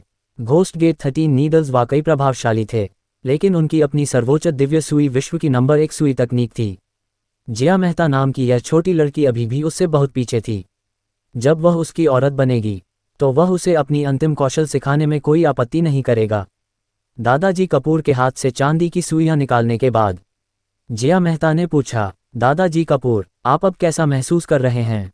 बहुत बेहतर, मैं अब बोल भी सकता हूँ। हालांकि दादाजी कपूर की आवाज़ अभी भी थोड़ी कांप रही थी। ये पहले की तुलना में बहुत अधिक प्रवाहमय थी। यह अच्छा है। जिया मेहता ने सिर हिलाया और सलाह दी, मैं आपके लिए कुछ दवा लिखूंगी। इसे 3 महीने तक समय पर लें और आपको अपनी सेहत को धीरे धीरे पोषण देना जारी रखना होगा।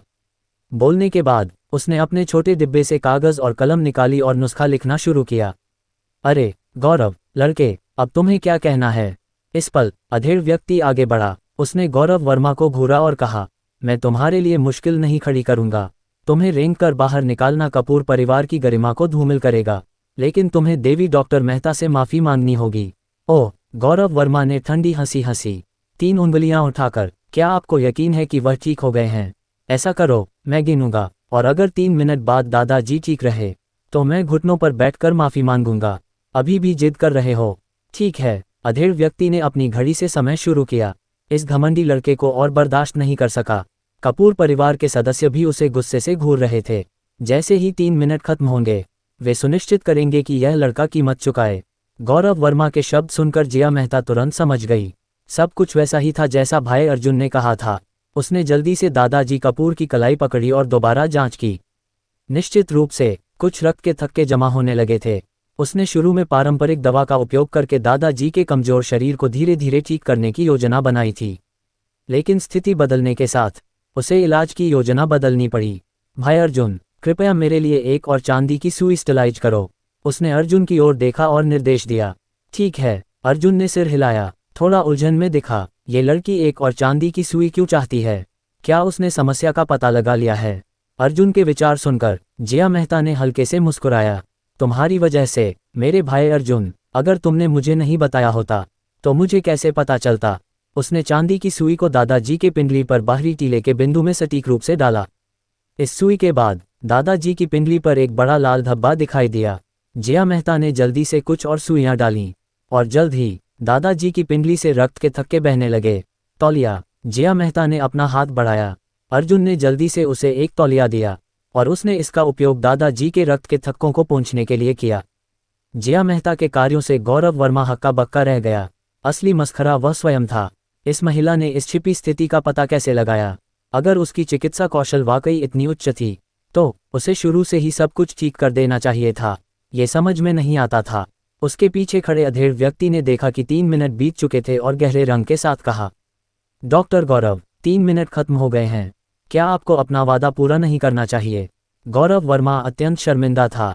आज उसने एक उच्च मास्टर की तरह दिखावा करने, कपूर परिवार और सुंदरियों को एक साथ जीतने की योजना बनाई थी। अब वह वाकई मुश्किल में था। ड्रैगन किंग के रूप में उसने अपने जीवन में कभी किसी के सामने सिर नहीं झुकाया था। घुटनों पर बैठकर माफी मांगना बिल्कुल असंभव था। लेकिन फिर उसने सोचा, जिया मेहता अंततः उसकी औरत बनेगी। अपनी पत्नी के सामने झुकना वह अनिच्छा से स्वीकार कर सकता था। इसलिए उसने लापरवाही से हंसने का दिखावा किया। हाँ, मुझे उम्मीद नहीं थी कि दिल्ली और सूरत में देवी डॉक्टर मेहता जैसा सच्चा विशेषज्ञ होगा। मैं आज अपनी भूल के लिए माफी मांगता हूँ। घोस्ट गेट 13 नीडल्स वाकई अपनी प्रतिष्ठा के लायक हैं। मेरी राय में वे मेरी सर्वोच्च दिव्य सुई से कम नहीं हैं। बोलने के बाद उसने अपना हाथ बढ़ाया। एक चांदी की सुई उसके हाथ में तैर रही थी, सर्वोच्च दिव्य सुई की हवा से चलने वाली तकनीक का प्रदर्शन करते हुए। ये देखकर कपूर परिवार के सदस्य आश्चर्यचकित हो गए। आ गया, जल्दी से विषय बदल रहा है। हो, लेकिन जिया वाकई चिकित्सा कौशल के प्रति जुनूनी है। सर्वोच्च दिव्य सुई के इस प्रदर्शन के साथ जिया शायद उसके बारे में उत्सुक हो जाएगी, जैसा कि तुमसे अपेक्षित था। ड्रैगन किंग हमेशा महिलाओं को रिझाने में माहिर। अर्जुन के व्यंग्यात्मक विचार गूंजे। जिया मेहता के चेहरे पर गुस्से की एक झलक दिखी। उसे रिझाना। वह कुछ देर से भाई अर्जुन के विचार सुन रही थी, कुछ उसके गौरव वर्मा के लिए भावनाएं रखने और उसके हरम का हिस्सा बनने के बारे में। लेकिन इस पल गौरव वर्मा के प्रति उसकी धारणा अत्यंत खराब थी। चिकित्सा कौशल होने के बावजूद कोई चिकित्सा नैतिकता नहीं। मरीजों का उपयोग जुए के लिए करना, ऐसा व्यक्ति कचरा था और वह उसे रिझाने की हिम्मत करता था। उसने जानबूझकर चिल्लाया, बहुत प्रभावशाली, तुम अपने वचन पर कायम रहते हो ना? क्या तुम घुटनों पर बैठकर माफी नहीं मांगने वाले थे? अर्जुन, जो नाटक देख रहा था, स्तब्ध रह गया। यह क्या है जिया? ये सही नहीं है। यह कैसा अजीब कदम है? उसने अभी सर्वोच्च दिव्य सुई दिखाई। क्या तुम्हें चिकित्सा कौशल पर चर्चा करके और करीब आना नहीं चाहिए? गौरव वर्मा गुस्से में था, अपनी तीव्र भावनाओं के कारण। उसके हाथ में चांदी की सुई उसकी आंतरिक शक्ति को बर्दाश्त नहीं कर सकी और उसी जगह मुड़ गई। एक महिला ने उसे इस तरह अपमानित करने की हिम्मत की।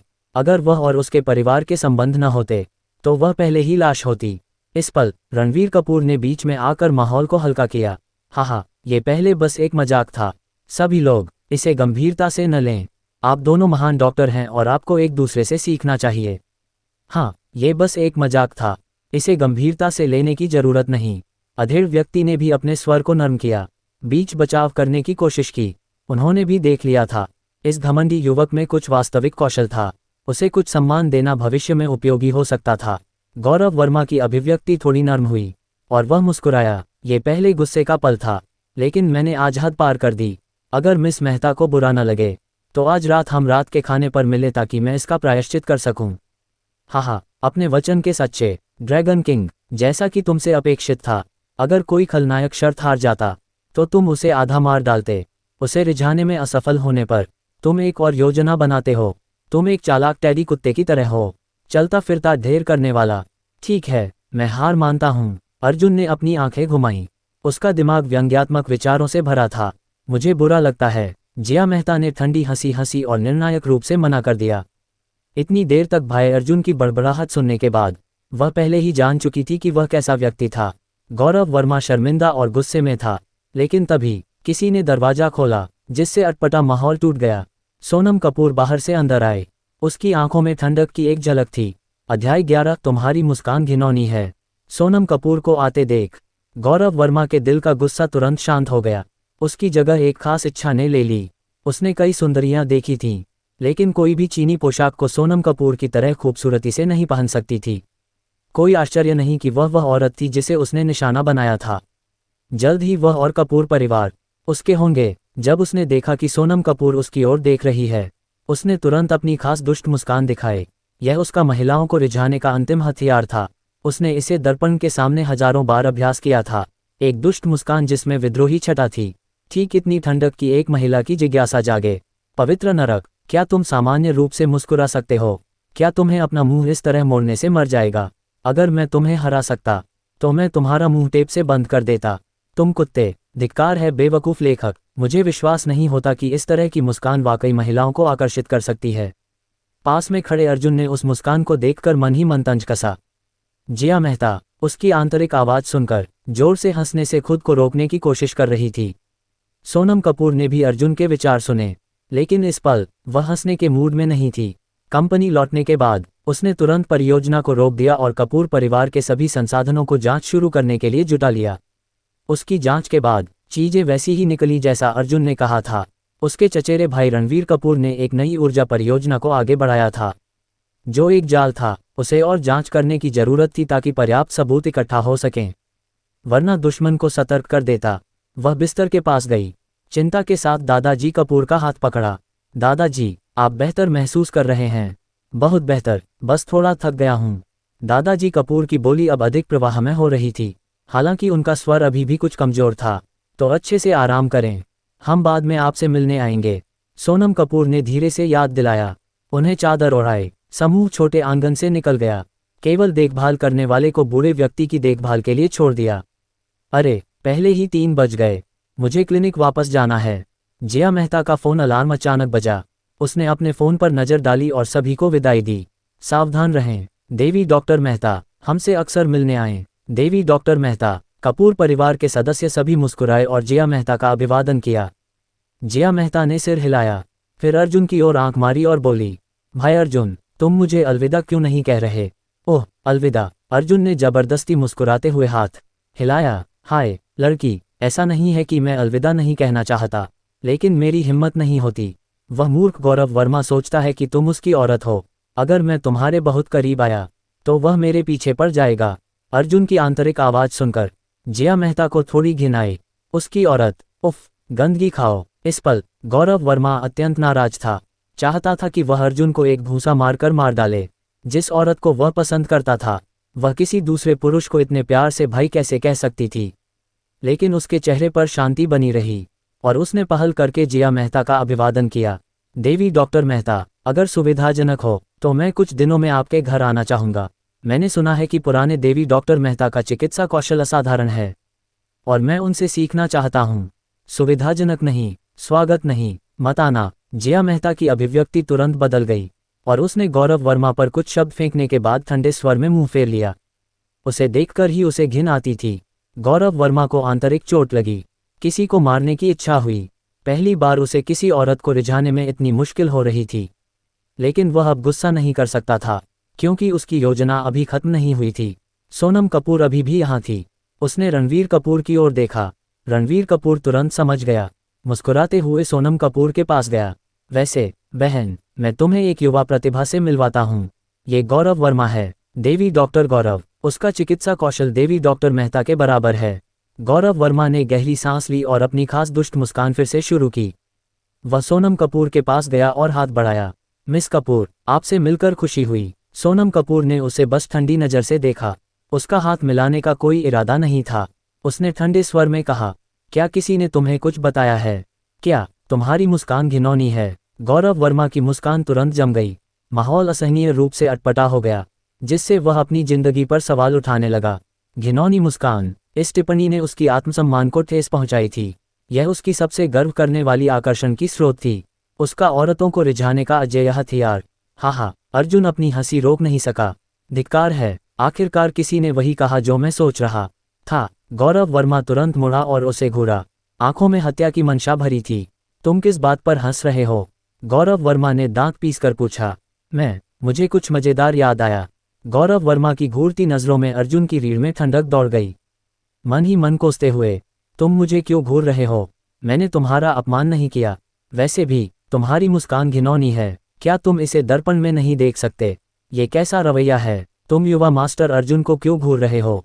बिल्कुल भी शिष्टाचार नहीं। युवा मास्टर अर्जुन ने तुमसे कुछ नहीं कहा।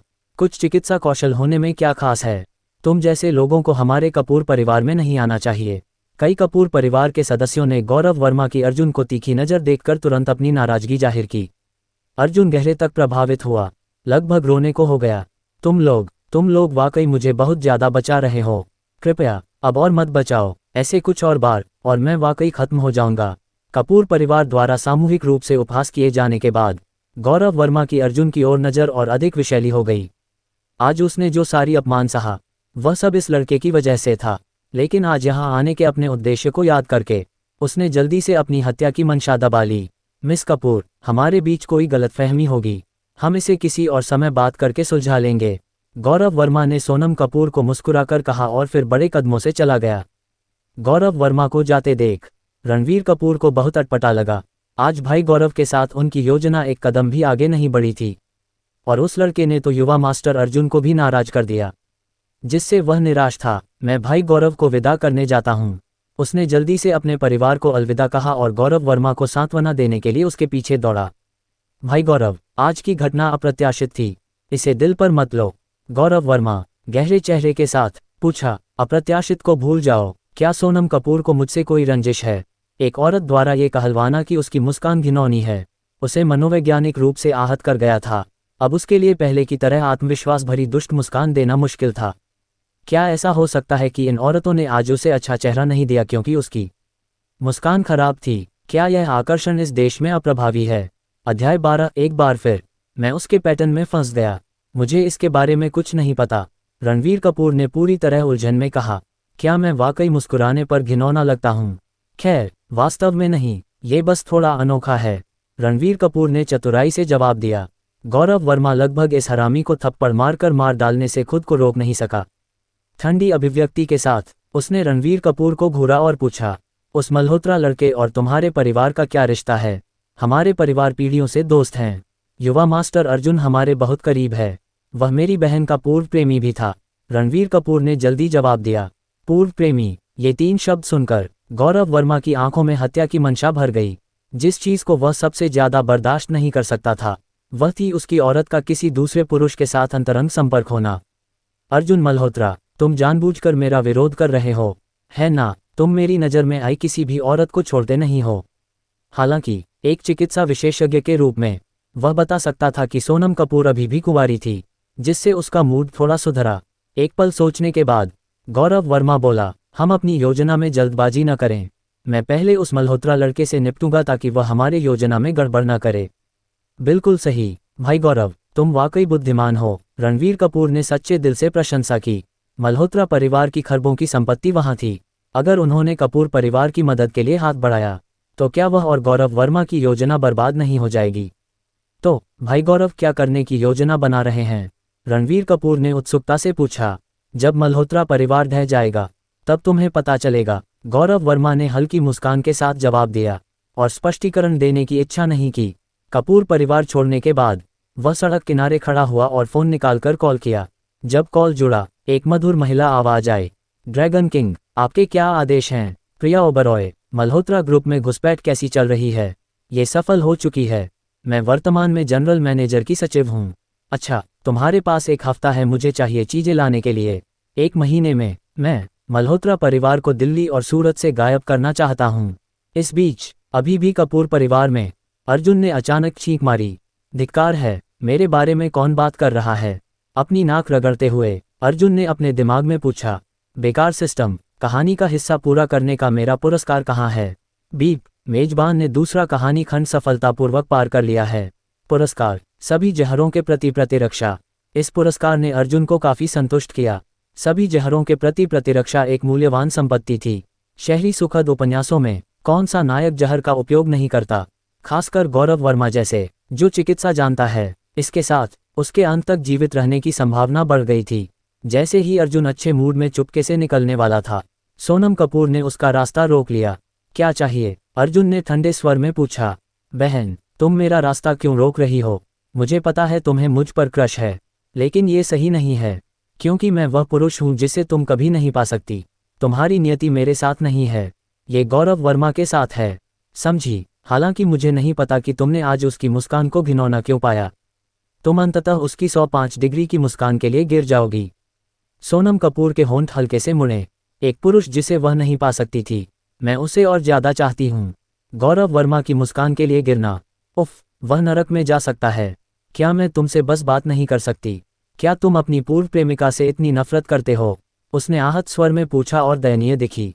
जब तुम पहले से जानती हो तो पूछने की क्या जरूरत? अर्जुन ने ठंडी हंसी हंसी। अगर मैं तुमसे नफरत नहीं करता तो मैं मुसीबत मोल ले रहा हूँ। बहन, मैं बस एक खलनायक हूँ। अगर एक खलनायक जीवित रहना चाहता है तो वह नायक के साथ औरतों के लिए प्रतिस्पर्धा नहीं कर सकता। हम नियत हैं लेकिन भाग्य में नहीं, समझी? तो हंगामा करना बंद करो। तब तुमने मेरा शरीर नहीं पाया था और अब तुम्हें दूसरा मौका नहीं मिलेगा। ठीक है, मैं समझ गई, मैं तुम्हें मजबूर नहीं करूंगी। सोनम कपूर ने सिर हिलाया, फिर अचानक बाहें सिकुड़ी और आगे की ओर इशारा किया। गौरव वर्मा, तुम्हें वापस आने को किसने कहा? अर्जुन ने सहज रूप से अपना सिर घुमाया, आंखें चौड़ी की, ये सोचकर कि गौरव वर्मा मुसीबत करने आ रहा है। लेकिन जब उसने पीछे देखा, वहां कोई नहीं था। धिक्कार है, वहां कोई नहीं है। जैसे ही अर्जुन ने अपना सिर वापस घुमाया, उसके होंठ सोनम कपूर के चेहरे पर लग गए। उसने जानबूझकर अपना चेहरा करीब किया था जब वह सिर घुमा रहा था। इस तरह जैसे ही अर्जुन वापस मुड़ा, उसके होंठ निश्चित रूप से उसके चेहरे को छू लेते और वह अपना फोन पकड़े थी। सामने के कैमरे से सब कुछ रिकॉर्ड कर रही थी। तो जिस पल अर्जुन ने उसके चेहरे को चूमा, वह वीडियो में कैद हो गया। अरे मेरे युवा मास्टर अर्जुन, तुम ऐसा कैसे कर सकते हो? सोनम कपूर ने कहा। उसके चेहरे पर आश्चर्य और शर्मिंदगी का मिश्रण दिखा। वह अपने होंठ काटी और 2 कदम पीछे हटी। जल्दी से वीडियो सहेज लिया। हाँ, अब देखते हैं तुम कैसे बचते हो। यह क्या है? तुमने मुझे धोखा दिया। अर्जुन पूरी तरह से निराश था। धिक्कार है, क्या तुम अभी भी नायिका हो? क्या ये कोई इंसान करेगा? क्या तुम अपने आप को जमींदार समझती हो? मैं भी कोई बगदंत किराएदार नहीं हूँ। और वीडियो रिकॉर्ड करना, मैं मर गया। अगर वह मूर्ख गौरव वर्मा इसे देख लेगा तो क्या वह मुझे नहीं मार डालेगा? हम एक दूसरे को लंबे समय से जानते हैं, भले ही हम अंतरंग नहीं रहे। तुम मुझे इस तरह कैसे धोखा दे सकती हो? मैंने तुम्हें क्या धोखा दिया? क्या मेरे जैसी लड़की तुम्हारा फायदा उठाएगी? युवा मास्टर अर्जुन, थोड़ा शिष्टाचार रखो, सोनम कपूर ने शरारती मुस्कान के साथ कहा, मासूमियत का दिखावा करते हुए। वीडियो डिलीट करो, अपनी कीमत बताओ, अर्जुन ने गहरे चेहरे के साथ हाथ बढ़ाते हुए कहा। धिक्कार है, अच्छा है कि मैं अब एक धनी खलनायक हूँ। सबसे बुरे में, मैं पैसे से समस्या हल कर लूंगा। इससे सोनम कपूर को लगेगा कि मैं पैसों का दीवाना अश्लील हूँ। पैसे मेरे परिवार के पास बहुत है, मुझे वाकई इसकी जरूरत नहीं। सोनम कपूर ने आह भरी और सिर हिलाया। अर्जुन का निराश चेहरा देखकर उसे हंसी आई, लेकिन उसे बार बार गौरव वर्मा का जिक्र करते सुनकर सोनम कपूर को उससे और ज्यादा घिन आने लगी। एक उच्च बुद्धिमान व्यवसायी प्रतिभा के रूप में उसने थोड़ी देर तक उसके आंतरिक विचार सुनने के बाद समझ लिया था। वह जिस दुनिया में थी, वह एक उपन्यास की दुनिया थी। मूल कहानी के अनुसार अर्जुन खलनायक था और वह गौरव वर्मा के हरम का हिस्सा थी। हरम? क्या मजाक है? उसने पहले ही गौरव वर्मा की पृष्ठभूमि की जांच शुरू कर दी थी। एक बार उसे मौका मिल गया, वह लड़का दिल्ली और सूरत से जिंदा नहीं निकल पाएगा। बस करो, हंगामा मत करो, वीडियो डिलीट करो, वरना मुझे दोष मत देना अगर मैं दुश्मनी पर उतर आया। अर्जुन ने गहरे चेहरे के साथ धमकी दी। चाची, तुम क्या चाहती हो? तुम्हें पैसे नहीं चाहिए, क्या तुम मेरा शुद्ध शरीर चाहती हो? मुझे समझ नहीं आता। अमीर, सुंदर, 1 मीटर 85 सेंटीमीटर लंबा, 8 पैक और असाधारण आकर्षण के अलावा और क्या तुम्हें आकर्षित कर सकता है? होशियार बनो और मुझे जाने दो। मल्होत्रा परिवार दिल्ली और सूरत का शीर्ष परिवार है। हमारा प्रभाव निर्विवाद है, समझी? तो दुश्मनी पर उतर आओ। अगर तुमने ऐसा किया तो मैं वीडियो माईस्पेस पर पोस्ट कर दूंगी। सोनम कपूर ने चंचल मुस्कान के साथ अपना फोन हिलाते हुए कहा। क्या ये तुम्हारे लिए मजेदार है? क्या तुम वाकई सोचती हो कि मैं औरत को नहीं मारूंगा? अर्जुन ने क्रूर दिखने का दिखावा किया, अपनी मुट्ठी बांधी और हिलाए। देखो यह मिट्टी के घड़े के आकार की मुट्ठी। तुम बहुत प्यारी हो, लेकिन मेरी एक मुट्ठी से तुम लंबे समय तक रोगी। वीडियो डिलीट करो, ये नायिका को करने वाली चीज नहीं है, समझी। अध्याय 13। चलो मेरे साथ अंदर चलो। अर्जुन मल्होत्रा, चलो मुझे मारो, देखते हैं तुम कहाँ निशाना लगाते हो। सोनम कपूर ने अपनी आंखें घुमाईं। मेरे जितनी प्यारी कोई अगर मुक्का खाएगी तो निश्चित रूप से लंबे समय तक रोएगी। बस करो, तुम वास्तव में क्या चाहती हो, सीधा जवाब दो। अर्जुन ने जोर से सिर हिलाया। उसका स्वर भारी था। अगर यह वीडियो बाहर गया तो वह निश्चित रूप से खत्म हो जाएगा। धिक्कार है, क्या तुमने कभी किसी खलनायक को देखा जो नायक के हरम को चूमा और जिंदा रहकर उसकी कहानी बता सका? एक व्यभिचारी कभी शुद्ध प्रेम के युद्ध देवता के खिलाफ खड़ा नहीं हो सकता। चलो मेरे साथ अंदर चलो। सोनम कपूर पहले ही सीख चुकी थी कि अर्जुन को कैसे संभालना है। वह अंदर से बहुत खुश थी जब उसने उसका हाथ पकड़ा और आग्रह किया, नहीं, मैं बिल्कुल नहीं जा सकता। अर्जुन ने हताशा से सिर हिलाया। उसके शरीर की हर कोशिका विरोध कर रही थी। मुझे मजबूर मत करो, चलो मेरे साथ अंदर चलो। सोनम कपूर के बार बार धमकाने पर अर्जुन आज्ञाकारी रूप से उसके साथ अंदर चला गया। ठीक है, बस अंदर जाना है। ये वीडियो लीक होने से बेहतर है। अगर उसने वाकई कुछ करने की कोशिश की तो मैं अपनी पवित्रता की मरते दम तक रक्षा करूंगा। मेरे जैसे गरिमा में खलनायक को नायिका द्वारा धकेला नहीं जा सकता। अर्जुन की बड़बड़ाहट सुनकर सोनम कपूर अंदर ही अंदर हंसने लगी। ये लड़का, वह वाकई सोचता है कि वह कुछ खास है ना? सोनम कपूर निस्संदेह दिल्ली और सूरत की शीर्ष सामाजिक हस्ती थी, हर तरह से परिपूर्ण। लेकिन उसका कमरा उतना नहीं। यह अर्जुन का पहली बार उसके निजी कक्ष में आना था। कमरा अव्यवस्थित था, चीजें हर जगह बिखरी हुई थीं। बिस्तर और सोफे पर कुछ कपड़े फेंके हुए थे। अर्जुन ने इधर उधर नजर डाली और तुरंत एक जोड़ी काले जांघिया देख लिए। इस औरत का कमरा बहुत अव्यवस्थित है, सब कुछ इधर उधर फेंका हुआ है। लेकिन वे काले स्टॉकिंग्स अच्छे हैं, चीनी पोशाक के साथ काले स्टॉकिंग्स। मैं इसे पूरी तरह समर्थन दे सकता हूँ। धिक्कार है, यहाँ फिशनेट स्टॉकिंग्स क्यों हैं? मुझे ये पसंद नहीं। सफ़ेद स्टॉकिंग्स कहीं बेहतर हैं। तुम्हारा कमरा इतना अव्यवस्थित क्यों है? क्या तुम किसी को इसे साफ करने के लिए नहीं बुला सकती? अर्जुन ने जानबूझकर गंभीर चेहरा बनाया और ठंडे स्वर में बोला। वह इसे नहीं मानता था। घर पर तो कुत्ते भी उससे बचते थे। क्या एक उच्च और शक्तिशाली सुंदरी को भड़काना इतना मुश्किल हो सकता था? मैं अभी किसी को साफ करने के लिए बुलाने वाली थी। सोनम कपूर ने आकर्षक ढंग से मुस्कुराया, अर्जुन को गौर से देखते हुए। अर्जुन उलझन में था। वह चाहती थी कि वह कमरा साफ करे। जल्दी करो, दूसरे लोगों को तो मेरे कमरे को साफ करने का मौका भी नहीं मिलता। वैसे भी तुमने कॉलेज में कई बार मेरी मदद की थी। सोनम कपूर ने विजयी ढंग से हंसा, जैसे एक छोटी लोमड़ी ने कौवे से मांस का टुकड़ा छल से ले लिया हो। बस इस बार अर्जुन ने ठंडी हंसी हंसी, जानबूझकर गंभीर चेहरा बनाए रखते हुए साफ करने में मदद की। ये बस एक कमरा साफ करना है, ये कुछ और करने से बेहतर है। लेकिन अब सोचता हूँ, क्या स्टॉकिंग्स में पैर की गंध रहती है? अगर यह मुझे संक्रमित कर दे तो मैं इसके बाद अपने हाथ अच्छे से धोऊंगा। सोनम कपूर, जो खुशी से उसके विचार सुन रही थी, अचानक गहरी हो गई। धिक्कार है, तुम सोचते हो मेरे पैरों में गंध है? उसने ठंडी हंसी हंसी और पूछा। जब से हमारा ब्रेकअप हुआ, साक्षी शर्मा का दीवाना होने के अलावा क्या तुम किसी और लड़की के साथ जुड़े हो? मैं साक्षी शर्मा का दीवाना नहीं हूँ। वह बस एक दिखावा था ताकि दूसरी लड़कियों के साथ खेलना आसान हो। सच कहूँ तो मेरे पास अब 4 गर्लफ्रेंड हैं। अर्जुन जानता था कि औरतें भटकने वाले पुरुषों से नफरत करती हैं, इसलिए उसने बिना हिचकिचाहट अपने आप को बदनाम किया। हैरान हुए ना? मुझसे घृणा हुई? हाँ, मैं पिछले कुछ सालों से दीवाना बनकर व्यस्त रहा हूँ, किसी लड़की का हाथ भी नहीं पकड़ा। अगर तुम नाखुश हो तो मुझे बाहर निकाल दो। याद रखो, मेरे जैसे अमीर और सुंदर पुरुषों पर भरोसा नहीं किया जा सकता। वाकई मुझे नहीं पता था कि तुम इतने भटकने वाले हो। मैंने तुम्हें गलत समझा होगा। सोनम कपूर की अभिव्यक्ति उदास से हंसमुख हो गई। तुमने मुझे गलत समझा था। तुम्हारा पीछा करना तब बस मजा लेने के लिए था, अर्जुन ने उकसाते हुए कहा, कुशलता से कंबल तह करते हुए। ठीक है, अब तुम गुस्सा हो सकती हो। मुझे बाहर निकाल दो। मुझे और यातना क्यों दे रही हो? ओह, तो तुमने मुझमें तब क्या देखा था? तुम आसानी से बेवकूफ़ बन जाती थी। अर्जुन ने मजाक उड़ाने के मोड में स्विच किया। तुम सुंदर थीं, बिल्कुल। अगर तुम सुंदर, शालीन और शानदार आकृति वाली न होती तो भला कौन तुम्हारा पीछा करता? हम्फ, तुम नीच। सोनम कपूर ने नाराज होने का दिखावा किया, लेकिन अंदर से वह खुशी से उछल रही थी। शब्द झूठ बोल सकते हैं, लेकिन विचार कभी नहीं। उस नीच टिप्पणी ने अर्जुन के दिल को खुशी से भर दिया। ये औरत अब उसे बर्दाश्त नहीं कर सकती थी। उसे और थोड़ा गुस्सा दिलाने का तरीका सोचना था ताकि वह उसे बाहर निकाल दे। वह नहीं जानता था कि औरतों को अपने प्रति आकर्षित कैसे करना है, लेकिन उन्हें अपने पर थूकना आसान। उसकी नज़रें इधर उधर घूमी और एक प्यारी सफ़ेद ब्रा पर टिक गईं। विकृत बनने का समय। देखते हैं क्या तुम अब भी मुझे बर्दाश्त कर सकती हो। तुम्हारा स्वाद ज़्यादा अच्छा नहीं है, चाहो तो मैं तुम्हारे लिए कुछ चुन लूं। उसने जानबूझकर उसे उठाया, एक लंपट मुस्कान दिखाए और सोनम कपूर की ओर नीच हंसी के साथ मुड़ा। क्लिक, कैमरे के शटर की आवाज़ गूंजी। सोनम कपूर अपना फ़ोन पकड़े, आह भरी, अरे मैंने गलती से एक फ़ोटो ले लिया। संयोग से तुम्हारा अपराध कैद हो गया।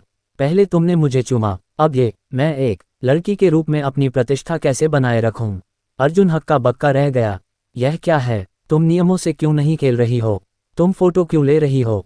क्या तुम्हें मुझे विकृत कहकर बाहर नहीं निकालना चाहिए? कुछ सालों में तुम इतनी चालाक कैसे हो गई? जागो, ये तुम्हारा किरदार नहीं है। हाय, मुझे क्या करना चाहिए? मेरा पूर्व प्रेमी मुझे परेशान कर रहा है। अगर यह बाहर गया तो मेरे लिए किसी का सामना करना मुश्किल होगा। सोनम कपूर ने आह भरी। उसकी आंखें मुस्कान के साथ चांद की तरह मुड़ीं। अर्जुन पहले ही सुन्न हो चुका था। धिक्कार है, ये निश्चित रूप से वह मूल सोनम कपूर नहीं थी जो ऐसा करती। मैं बस मजाक कर रहा था। ऐसा मत करो। अर्जुन ने अनिच्छा से ब्रा नीचे रख दी, इसे बाकी कपड़ों के साथ साफ सुथरे तह किया। ठीक है, मैं हार मानता हूँ, मैं कुछ नहीं करूँगा। ठीक है, मैं बस चुपके से रहूँगा। मैं गौरव वर्मा से बचने की योजना बना रहा था, अब लगता है मुझे इन नायिकाओं से भी बचना होगा। सोनम कपूर ने खुशी से 2 बार सीटी बजाई। इस हथियार के साथ ये लड़का भविष्य में उसकी बात मानने के लिए मजबूर होगा। हाँ, भागने के बारे में सोचना भी मत। वैसे कुछ गंभीर बात करते हैं। अर्जुन को लगभग साफ सफाई खत्म करते देख सोनम कपूर ने मुस्कुराकर कहा, मैं नई ऊर्जा में निवेश करने की योजना बना रही हूँ। तुम क्या सोचते हो? अर्जुन की आंखें चमक उठीं। आखिरकार वह सही रास्ते पर थी। हालांकि गौरव वर्मा एक मूर्ख है, लेकिन यह मुझे आज उसके लिए जोड़ी बनाने से नहीं रोकता। बिल्कुल सही, मैं वह नंबर 1 खलनायक हूँ जो बुराई का बदला अच्छाई से देता है। जितनी जल्दी तुम दोनों प्यार में पड़ोगे, उतनी जल्दी मैं रिटायर होकर जिंदगी का आनंद ले सकता हूँ। नई ऊर्जा, शानदार व्यवसाय। अगले 10 सालों में व्यवसायिक दुनिया निश्चित रूप से नई ऊर्जा पर हावी होगी। देश भी इसका बहुत समर्थन कर रहा है। यह एक मौका है जिसे छोड़ना नहीं चाहिए। उसने अंगूठा दिखाया, प्रशंसा से भरा हुआ। नई ऊर्जा में निवेश करो, अपने आप पर भरोसा रखो। ये परियोजना निश्चित रूप से बहुत पैसा कमाएगी, बशर्ते साझेदार भरोसेमंद हों। हाँ, तुम्हारा साझेदार विस्तर एंटरप्राइजेज नहीं है। वह कंपनी पूरी तरह धोखेबाज है। जब परियोजना असफल होगी तब गौरव वर्मा के चमकने का समय होगा। तो यही है, अब मुझे समझ आया। कहानी अभी भी सही रास्ते पर है। आज सोनम कपूर और गौरव वर्मा का झगड़ा भावनात्मक विकास के लिए मंच तैयार करने के लिए था। जब गौरव वर्मा बाद में सोनम कपूर को बचाएगा, वह बहुत अपराधबोध महसूस करेगी और उससे प्यार कर बैठेगी। अच्छा खेला, तुम चालाक लेखक। ये सब तुम्हारी योजना का हिस्सा था, है ना? अध्याय 14 कुछ कमी है। सोनम कपूर की आंखें और अधिक मनोरंजन से चमक उठीं। उसने खुशी से कहा, चूंकि तुम्हें लगता है कि यह एक अच्छा विचार है, मैं इस परियोजना में निवेश करूंगी। लेकिन मैं अभी भी हिचकिचा रही हूँ। मैं जिस साझेदार पर विचार कर रही हूँ वह फ्रेंच विस्तर एंटरप्राइजेज है, और मुझे उन पर भरोसा नहीं है। तुम बहुत ज़्यादा सोच रही हो।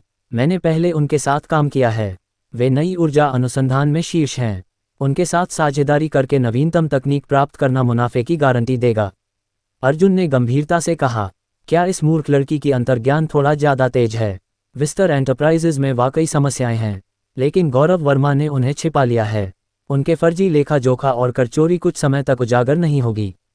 उनकी प्रचारित नई ऊर्जा तकनीक के बारे में ये परिपक्व होने से बहुत दूर है और इसमें बड़ी सुरक्षा समस्याएं हैं। संक्षेप में, यह एक धोखेबाज कंपनी है। गौरव वर्मा वाकई क्रूर है। कपूर परिवार को फंसाने के लिए इस घटिया कंपनी में दसियों अरब खर्च कर रहा है। सोनम कपूर अपनी हंसी मुश्किल से रोक पाए। उसे लगा जैसे उसने अर्जुन को पूरी तरह से काबू कर लिया हो, जैसे उसके हाथ में रिमोट कंट्रोल हो।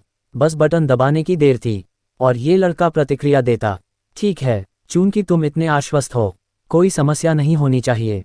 मैं इस परियोजना को रणवीर कपूर को सौंपने की योजना बना रही हूँ। क्या तुम्हें लगता है वह इसे संभालने में सक्षम है? उसने फिर से अर्जुन से पूछा। रणवीर कपूर को दिल्ली और सूरत में प्रतिभाशाली के रूप में जाना जाता है। उसकी प्रतिभा के साथ इसमें कोई समस्या नहीं होनी चाहिए। अर्जुन ने उत्साहपूर्वक प्रशंसा की। अंदर से रोमांचित महसूस कर रहा था। ये वापस आ गया। सब कुछ आखिरकार सामान्य हो गया। रणवीर कपूर को इस घटिया परियोजना को सौंपने से सौदा पक्का हो जाएगा। अगर वह इसे नहीं संभालता तो वह परियोजना की समस्याओं को कैसे छिपाएगा? अगर मुझे सही याद है, तुम्हारी कंपनी का उपाध्यक्ष अरुण यादव रणवीर कपूर के साथ साठगांठ में है। उसे भी इसके बारे में पता है और उसने रणवीर कपूर से 1 अरब की रिश्वत ली है ताकि जानबूझकर धुआं बनाया जाए। सोनम कपूर ने अपनी आंखें सिकुड़ी। उपाध्यक्ष अरुण, कंपनी में एकमात्र उपाध्यक्ष अरुण यादव थे, जो 30 साल से कंपनी के साथ थे। उनकी योग्यता और कपूर परिवार के प्रति वफादारी के कारण उन पर गहरा भरोसा था। उन्होंने इस नई ऊर्जा परियोजना के लिए जोरदार वकालत की थी और कई बार इसके बारे में उससे चर्चा की थी। कहते थे कि यह कपूर परिवार के विकास को 20 साल तक समर्थन दे सकता है। मेज पर सौंदर्य प्रसाधन व्यवस्थित करने के बाद अर्जुन ने ठंडे स्वर में कहा, मैंने सब कुछ साफ कर दिया है। क्या मैं अब जा सकता हूँ? बुरा नहीं, तुम जा सकते हो, सोनम कपूर ने खुशी से मुस्कुराकर कहा। अर्जुन ने जल्दी से जाने की नहीं की, बल्कि उसके फ़ोन की ओर देखा, संकेत देते हुए कि उसे वीडियो और फोटो डिलीट कर देना चाहिए। तुम मुझे क्यों देख रहे हो? मैंने फोटो और वीडियो पहले ही डिलीट कर दिए हैं। अगर विश्वास नहीं है तो चेक कर लो। क्या तुम सोचते हो कि उन्हें रखने से मुझे गर्व महसूस होगा? सोनम कपूर ने असंतुष्ट होकर मुंह बनाया। हाँ, तुम्हें उन्हें डिलीट करना होगा। मैं तुम्हारी जैसी सुंदरी को मेरे जैसे नीच द्वारा अपनी प्रतिष्ठा खराब नहीं करने दे सकता। अर्जुन ने जोर से सिर हिलाया और फिर भागने के लिए मुड़ा। धिक्कार है, वह आखिरकार सोनम कपूर के चंगुल से बच निकला। जल्दी से कपूर परिवार के निवास से बाहर भागने के बाद अर्जुन ने अपनी कार में पहुंचते ही सबसे पहले उत्सव संगीत बजाया। प्रेरी का सबसे सुंदर फूल, आग की तरह लाल सारिलिंग। अर्जुन गुनगुनाता रहा, अविश्वसनीय रूप से खुश महसूस कर रहा था। पूरे दिन की मेहनत के बाद उसने आखिरकार कहानी को सही रास्ते पर ला दिया। इस तरह सोनम कपूर निश्चित रूप से कहानी का पालन करेगी और गौरव वर्मा के साथ खत्म होगी। हालांकि जया मेहता थोड़ी अजीब लग रही थी, लेकिन गौरव वर्मा ने पहले ही कहा था कि वह मेहता परिवार में जाकर उसके दादा को चुनौती देगा, तो उनकी कहानी वहां से शुरू होनी चाहिए। साक्षी शर्मा के बारे में, वह औरत गौरव वर्मा के बहुत करीब थी। कोई आश्चर्य नहीं कि वह मुख्य नायिका है। गौरव वर्मा की रक्षा के लिए उसने मेरे साथ सगाई का दिखावा भी किया। शानदार, बिल्कुल शानदार। लेकिन मेरे सामने जीवित रहने का राजा, वह अभी भी थोड़ा कम है। मेरी बुद्धिमान आंखों ने सब कुछ देख लिया है। एक बार गौरव वर्मा उन्हें जीत लेगा तो क्या हमारे बीच की गलतफहमियां हल नहीं हो जाएंगी? ठीक है, अब काम खत्म करने का समय है। खलनायक को अपनी जिंदगी में लौटना चाहिए। अर्जुन ने गैस पैडल दबाया और कार सड़क पर तेजी से दौड़ पड़ी। अब अमीर आदमी की जिंदगी का आनंद लेने का समय था। समुद्रा ग्रुप सीईओ का कार्यालय। साक्षी शर्मा अपनी मेज पर बैठी एक दस्तावेज की समीक्षा कर रही थी। ये कंपनी में निवेश करने वाली एक नई रियल एस्टेट परियोजना थी, जिसमें लगभग 100 अरब की जरूरत थी। शर्मा परिवार के लिए यह एक मध्यम स्तर की परियोजना थी। उसकी महिला सचिव उसके बगल में खड़ी थी। कभी कभी साक्षी शर्मा के आश्चर्यजनक प्रोफाइल पर नजर डालती थी। खुद एक सुंदरी होने के बावजूद साक्षी शर्मा के बगल में खड़े होने पर उसे हमेशा हीनता महसूस होती थी। कुछ औरतें इतनी परिपूर्ण क्यों हो सकती हैं? जैसे उसका नाम साक्षी। पहले ही 6 बज गए हैं, तुम नहीं जा रही? साक्षी शर्मा ने अचानक सिर उठाकर अपनी सचिव से पूछा। हो, सचिव हक्की बक्की रह गई और अटपटे ढंग से मुस्कुराए। मैंने खटखटाहट नहीं सुनी तो मुझे लगा अभी जल्दी है। आमतौर पर 6 बजे मल्होत्रा परिवार का युवा मास्टर साक्षी शर्मा को रात के खाने के लिए लेने के लिए दरवाजा खटखटाता था। 3 साल से जब तक छुट्टियां नहीं होती थीं, युवा मास्टर अर्जुन हमेशा आता था। बेशक साक्षी शर्मा कभी सहमत नहीं हुई। उसके इस आकस्मिक टिप्पणी ने साक्षी शर्मा को थोड़ा खोया हुआ महसूस कराया। उसने कार्यालय के दरवाजे की ओर देखा। हाँ, रूटीन के अनुसार उस आदमी को अब तक दरवाजा खटखटाना चाहिए था। वह आमतौर पर उसकी जिद को परेशान करने वाला पाती थी, लेकिन आज वह आवाज न सुनने से उसे बेचैनी महसूस हुई, जैसे कुछ कमी हो। सुश्री शर्मा, मैंने सुना कि आप और युवा मास्टर अर्जुन की सगाई हो गई है। बधाई हो कि आप आखिरकार एक साथ हैं। मैं अब निकलती हूँ, सचिव ने मुस्कुराते हुए अपनी चीजें समेटते हुए कहा। साक्षी शर्मा ने एक हल्की सी हम के साथ जवाब दिया। अचानक काम करने का मूड खो बैठी। सीने में जकड़न महसूस हुई। सगाई? क्या मजाक है? वह पहले ही जान चुकी थी कि वह लड़का क्या सोचता है। उसने उसे 3 साल तक पसंद किया और अब अचानक नहीं करता। इससे उसे थोड़ा अन्याय महसूस हुआ। बेशक वह जानती थी कि उसे दोष नहीं दे सकती। आखिरकार उसने उसे 3 साल तक नज़रअंदाज किया था।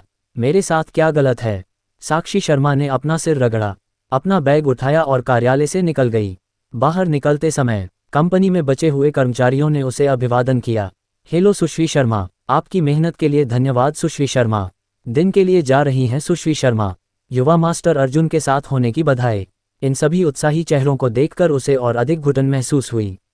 वह जानती थी कि ये लोग चुपके से उसे नापसंद करते थे और उसे हिमशैल का उपनाम भी दिया था। हर समय मुखौटे पहनना थकाऊ नहीं है, उसने सोचा। उसे अर्जुन याद आया, कम से कम वह उसके सच्चे विचार सुन सकती थी। इस दुनिया में जहां हर कोई मुखौटा पहनता है, वह व्यावहारिक रूप से नग्न होकर दौड़ रहा था। अध्याय 15 अमीर सुंदर लड़के की खुशी। अपनी मासेराती में वापस। साक्षी शर्मा ने लंबे समय तक हिचकिचाने के बाद आखिरकार वीचैट पर अर्जुन को ढूंढ लिया। क्या तुम आज रात फ्री हो? मैं तुमसे बात करना चाहती हूँ। अर्जुन गाड़ी चला रहा था जब उसे अचानक साक्षी शर्मा का संदेश मिला। उसने इसकी ओर देखा और हक्का बक्का रह गया। साक्षी शर्मा मुझसे क्या चाहती है? एक पल सोचने के बाद उसने निर्णायक रूप से गाड़ी सड़क किनारे रोककर जवाब दिया। क्या ये सगाई तोड़ने के बारे में है? तुम्हें पहले कहना चाहिए था। चलो इसे खत्म करें और अपने माता पिता को सूचित करें। साक्षी शर्मा ने कई बिंदुओं के साथ जवाब दिया। वह निरुत्तर थी। तुम्हारे साथ सगाई तोड़ने की बात कौन करना चाहता है? लेकिन वह भी निश्चित नहीं थी कि वह उससे क्या बात करना चाहती थी। वह बस उसे देखना चाहती थी। बिंदु बिंदु बिंदु का क्या मतलब है? क्या तुम अंडे दे रही हो? अर्जुन शुरू में ऐसा जवाब देना चाहता था, लेकिन उसे लगा कि यह बहुत अशिष्ट है। वह परेशान करने वाला हो सकता है, लेकिन अपनी छवि को ज्यादा खराब करने की जरूरत नहीं थी। क्या होगा अगर उसने स्क्रीनशॉट लिया और माईस्पेस पर पोस्ट कर दिया? सोनम कपूर की तरह चाल चलकर। इसलिए उसने 9 साल की अनिवार्य शिक्षा से सीखे शिष्टाचार का उपयोग करने का फैसला किया और अपना जवाब बदला। अगर तुम्हें कुछ कहना है तो कहो, नहीं तो चली जाओ। जब सगाई तोड़ना चाहो तो मुझसे संपर्क करना। इस औरत का सगाई के बारे में अनन्य वाकई अर्जुन को गुस्सा दिला रहा था। धिक्कार है, तुम उसकी रक्षा करती हो और मुझे आग के गड्ढे में धकेल देती हो। क्या ये कोई इंसान करेगा? क्या तुम मुझसे इतनी नफरत करती हो? साक्षी शर्मा की आंखें निराशा में आंसुओं से भर गईं। ये ठंडा रवैया पहले के मुकाबले बहुत ज्यादा था और वह इसे स्वीकार नहीं कर पाए। क्या ये स्पष्ट नहीं है? तुमने मुझे ढाल के रूप में इस्तेमाल करने की कोशिश क्यों की? मुझे इस्तेमाल होना पसंद नहीं। ठीक है, मुझे अभी कुछ लड़कियों के साथ शराब पीने जाना है। अगर तुम सगाई तोड़ना चाहती हो तो बस कह दो, वरना बोतल में संदेश के जरिए मुझसे संपर्क करना। अर्जुन ने जल्दी से कुछ और संदेश भेजे, अपने आप में हंसते हुए। इस रवैये के साथ वह उसके साथ अपना दिखावा कैसे जारी रख सकती थी? बस खुलकर कह दो और कहीं और जाकर नायिका बनो। संक्षेप में, फायदा मेरा है, तुम नीच। मैं सगाई नहीं तोड़ूंगी, मैं मल्होत्रा परिवार में शादी करूंगी। बस इंतजार करो। अचानक वीचैट चैट बॉक्स में एक और संदेश आया। अर्जुन इतना चौंका कि उसका फोन लगभग गिर गया। क्या ये औरत गंभीर है? क्या तुम पागल हो गई हो? उसने जल्दी से एक संदेश वापस भेजा, लेकिन उसे लाल विस्मयादिबोधक चिन्ह मिला। अर्जुन ने लगभग खून उगल दिया। मूल कहानी में साक्षी शर्मा वाकई एक बहुत जिद्दी किरदार थी जो एक बार फैसला करने के बाद कभी नहीं बदलती थी। लेकिन ये जिद गौरव वर्मा की ओर होनी चाहिए थी। धिक्कार है, क्या ये औरत वाकई पागल हो रही है? अर्जुन का चेहरा पीला पड़ गया। उसे अंततः लगा था कि उसकी योजना सफल होने वाली थी, लेकिन अब साक्षी शर्मा के कार्यों ने उसे हिला दिया था। गहरी सांस लेकर उसने साक्षी शर्मा को मनाने के लिए कुछ और संदेश भेजने की कोशिश की, ये स्वीकार करते हुए कि उसका रवैया खराब था और उसे माफ करने के लिए कहा। लेकिन सभी संदेशों को लाल विस्मयादिबोधक चिन्ह मिले। इस औरत ने वाकई उसे ब्लॉक कर दिया था। धिक्कार है, मैं बहुत आगे बढ़ गया। ये औरत नरमी का जवाब देती है, कठोरता का नहीं। क्या ज्यादातर औरतें कठोरता को पसंद नहीं करतीं? अर्जुन ने असहाय रूप से बड़बड़ाया। सगाई तोड़ना इतना मुश्किल क्यों था? अगर वह वाकई उससे शादी कर लेती तो क्या वह मूर्ख गौरव वर्मा मल्होत्रा परिवार को तबाह नहीं कर देगा? तभी उसका वीचैट फिर से चमका। अर्जुन ने इसकी ओर देखा और पाया कि यह राज सिंघानिया से था। ये राज सिंघानिया कोई फोरेंसिक डॉक्टर नहीं था, बल्कि दिल्ली और सूरत के 4 प्रमुख परिवारों में से एक सिंघानिया परिवार का सबसे बड़ा युवा मास्टर था। मूल कहानी में वह और अर्जुन दिल्ली और सूरत के 4 युवा मास्टर्स के रूप में जाने जाते थे और अर्जुन के वफादार अनुयायी थे। सुखद उपन्यासों में जिसे भी शहर का युवा मास्टर कहा जाता था, वह आमतौर पर नायक द्वारा कुचल दिया जाता था। राज सिंघानिया इसका अपवाद नहीं था। वह और अर्जुन दोनों का दुखद अंत हुआ। अर्जुन को वनस्पति अवस्था में लात मारी गई और फिर वह मर गया। राज सिंघानिया के बारे में, उसे गौरव वर्मा ने जहर देकर मार डाला। धिक्कार है, भाई तुम हाल में क्या कर रहे हो? राज सिंघानिया का संदेश देखकर अर्जुन को अचानक एक विचार आया। हाँ, क्यों न बाहर से मदद ली जाए। वह एक खलनायक था, उसे अपनी खलनायकीय फायदों का उपयोग करके समस्याओं को हल करना चाहिए। परेशान महसूस कर रहा हूँ। तुम कहाँ हो? मैं तुम्हें ढूंढने आता हूँ। मैं सारा क्लब में हूँ। क्या तुम आ सकते हो? अगर नहीं तो मैं कहीं और तुम्हारा इंतजार करूंगा। सारा क्लब एक बड़ा मनोरंजन स्थल था जिसमें तरह तरह की गतिविधियां थीं। एक काफ़ी अराजक जगह जहां कई दूसरी पीढ़ी के धनी बच्चे घूमना पसंद करते थे। एक वफादार दीवाने के रूप में मूल अर्जुन ने हमेशा खुद को साफ रखा था और ऐसी जगहों पर कभी नहीं गया था। लेकिन अब अर्जुन को इसकी परवाह नहीं थी। आखिरकार वह एक अमीर सुंदर लड़का था। इसका आनंद क्यों न लें? मेरा इंतजार करो, जल्द ही। अर्जुन सारा मनोरंजन क्लब के प्रवेश द्वार पर गाड़ी लेकर पहुंचा। जब उसकी चांदी की लैम्बोर्गिनी वेनेनो रुकी, कई राहगीर हक्के बक्के रह गए। प्रवेश द्वार पर कई लाइव स्ट्रीमरों ने तुरंत अपनी कैमरे उस चमकदार स्पोर्ट्स कार की ओर कर दिए। धिक्कार है, क्या वह वेनेनो नहीं है? मैंने सुना है कि देश में केवल 2 हैं। ये कौन सा दूसरी पीढ़ी का धनी लड़का इतनी चमकदार गाड़ी चला रहा है? धिक्कार है, मैं कब ऐसे अमीर परिवार में पुनर्जन्म लूंगा? तुम उनके कुत्ते के रूप में पुनर्जन्म ले सकते हो। स्ट्रीमर आश्चर्य में चिल्लाए। गाड़ी के मालिक के बारे में अटकलें लगाने लगे। एक शुद्ध दिखने वाली लेकिन उत्तेजक कपड़े पहने महिला प्रभावशाली ने सक्रिय रूप से संपर्क किया। ऐसी जगह पर आने का मतलब अमीर लड़के को पकड़ना था, है ना? जब अर्जुन ने गाड़ी का दरवाजा खोला और बाहर कदम रखा, भीड़ में कई लड़कियों ने सांस रोकी। उन्हें उम्मीद नहीं थी कि मालिक इतना युवा और सुंदर लड़का होगा। लुक के मामले में वह एक समय के लोकप्रिय जियो इंजन जैसा था, लेकिन और भी उत्कृष्ट आभा के साथ। मेरे भगवान, क्या वह मल्होत्रा परिवार का सबसे बड़ा युवा मास्टर नहीं है? मैं उसे पहचानता हूँ। मल्होत्रा परिवार की संपत्ति लंबे समय से अरबों में है ना? यह उसका यहाँ पहली बार होना चाहिए। मुझे उससे बात करनी होगी जल्द ही। कई लड़कियां खुद को रोक नहीं पाईं और उसके पास पहुंच गईं। अग्रणी महिला प्रभावशाली इन लोमड़ियों को अपना व्यवसाय चुराने नहीं देना चाहती थी। उसने मन ही मन ठंडी हंसी हंसी और अर्जुन की ओर अपनी गति तेज कर दी। जब वे लगभग 1 मीटर की दूरी पर थे, वह अचानक अपना संतुलन खो बैठी और अर्जुन पर गिर पड़ी। क्या तुम ठीक हो? अर्जुन ने सहज रूप से उसे स्थिर करने के लिए हाथ बढ़ाया। मैं ठीक हूँ, क्षमा करें युवा मास्टर अर्जुन, मैं लगभग आपसे टकरा गई थी। महिला प्रभावशाली ने दयनीय ढंग से माफी मांगी, लेकिन वह व्यवहारिक रूप से अपने शरीर को अर्जुन से सटा रही थी। करीबी संपर्क सबसे अच्छा है। कोई बात नहीं, सावधान रहो। अर्जुन ने मुस्कुराकर सिर हिलाया। उस मुस्कान के साथ उसके आसपास की कई लड़कियां इतनी मंत्रमुग्ध हो गईं कि वे अपने पैर बंद नहीं कर पाईं। ओह, यह इसलिए नहीं था कि वह अमीर था, उन्हें बस लगा कि वह वाकई बहुत सुंदर था। महिला प्रभावशाली और छेड़खानी करने वाली थी जब अन्य लड़कियां उन्हें घेर लिया। युवा मास्टर अर्जुन, मैं विवी हूँ, क्या आप यहाँ मस्ती करने आए हैं? युवा मास्टर अर्जुन, क्या मैं आपको वीचैट पर जोड़ सकती हूँ? युवा मास्टर अर्जुन, वे सभी ने अपने फ़ोन निकाले ताकि अर्जुन के साथ संपर्क जानकारी का आदान प्रदान कर सकें।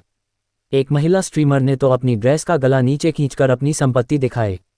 एक लड़की ने तो चुपके से अर्जुन की पीठ पर चुटकी भी काटी। बाकी दर्शक हरे रंग से ईर्ष्या कर रहे थे। धिक्कार है, वह अमीर और सुंदर है, हम बाकी लोग कैसे जिएं? अर्जुन भी अंदर ही अंदर चिल्ला रहा था। यह उसका पहली बार था जब उसे ऐसा व्यवहार मिला। तो यही है अमीर सुंदर लड़के की खुशी। क्या अमीर और सुंदर होने से औरतें इतनी सक्रिय हो जाती हैं? उसने पहले जो खलनायक निभाए थे, वे सब कैसे घटिया खलनायक थे। अंडरवर्ल्ड के गैंगस्टर, सुरक्षा गार्ड या निजी अंगरक्षक, उनमें से किसी के पास भी 10 लाख से ज़्यादा की संपत्ति नहीं तो थी। दोस्तों, ये नॉवल की कहानी पसंद आई तो कमेंट में बताओ और लाइक शेयर सब्सक्राइब करना ना भूलो।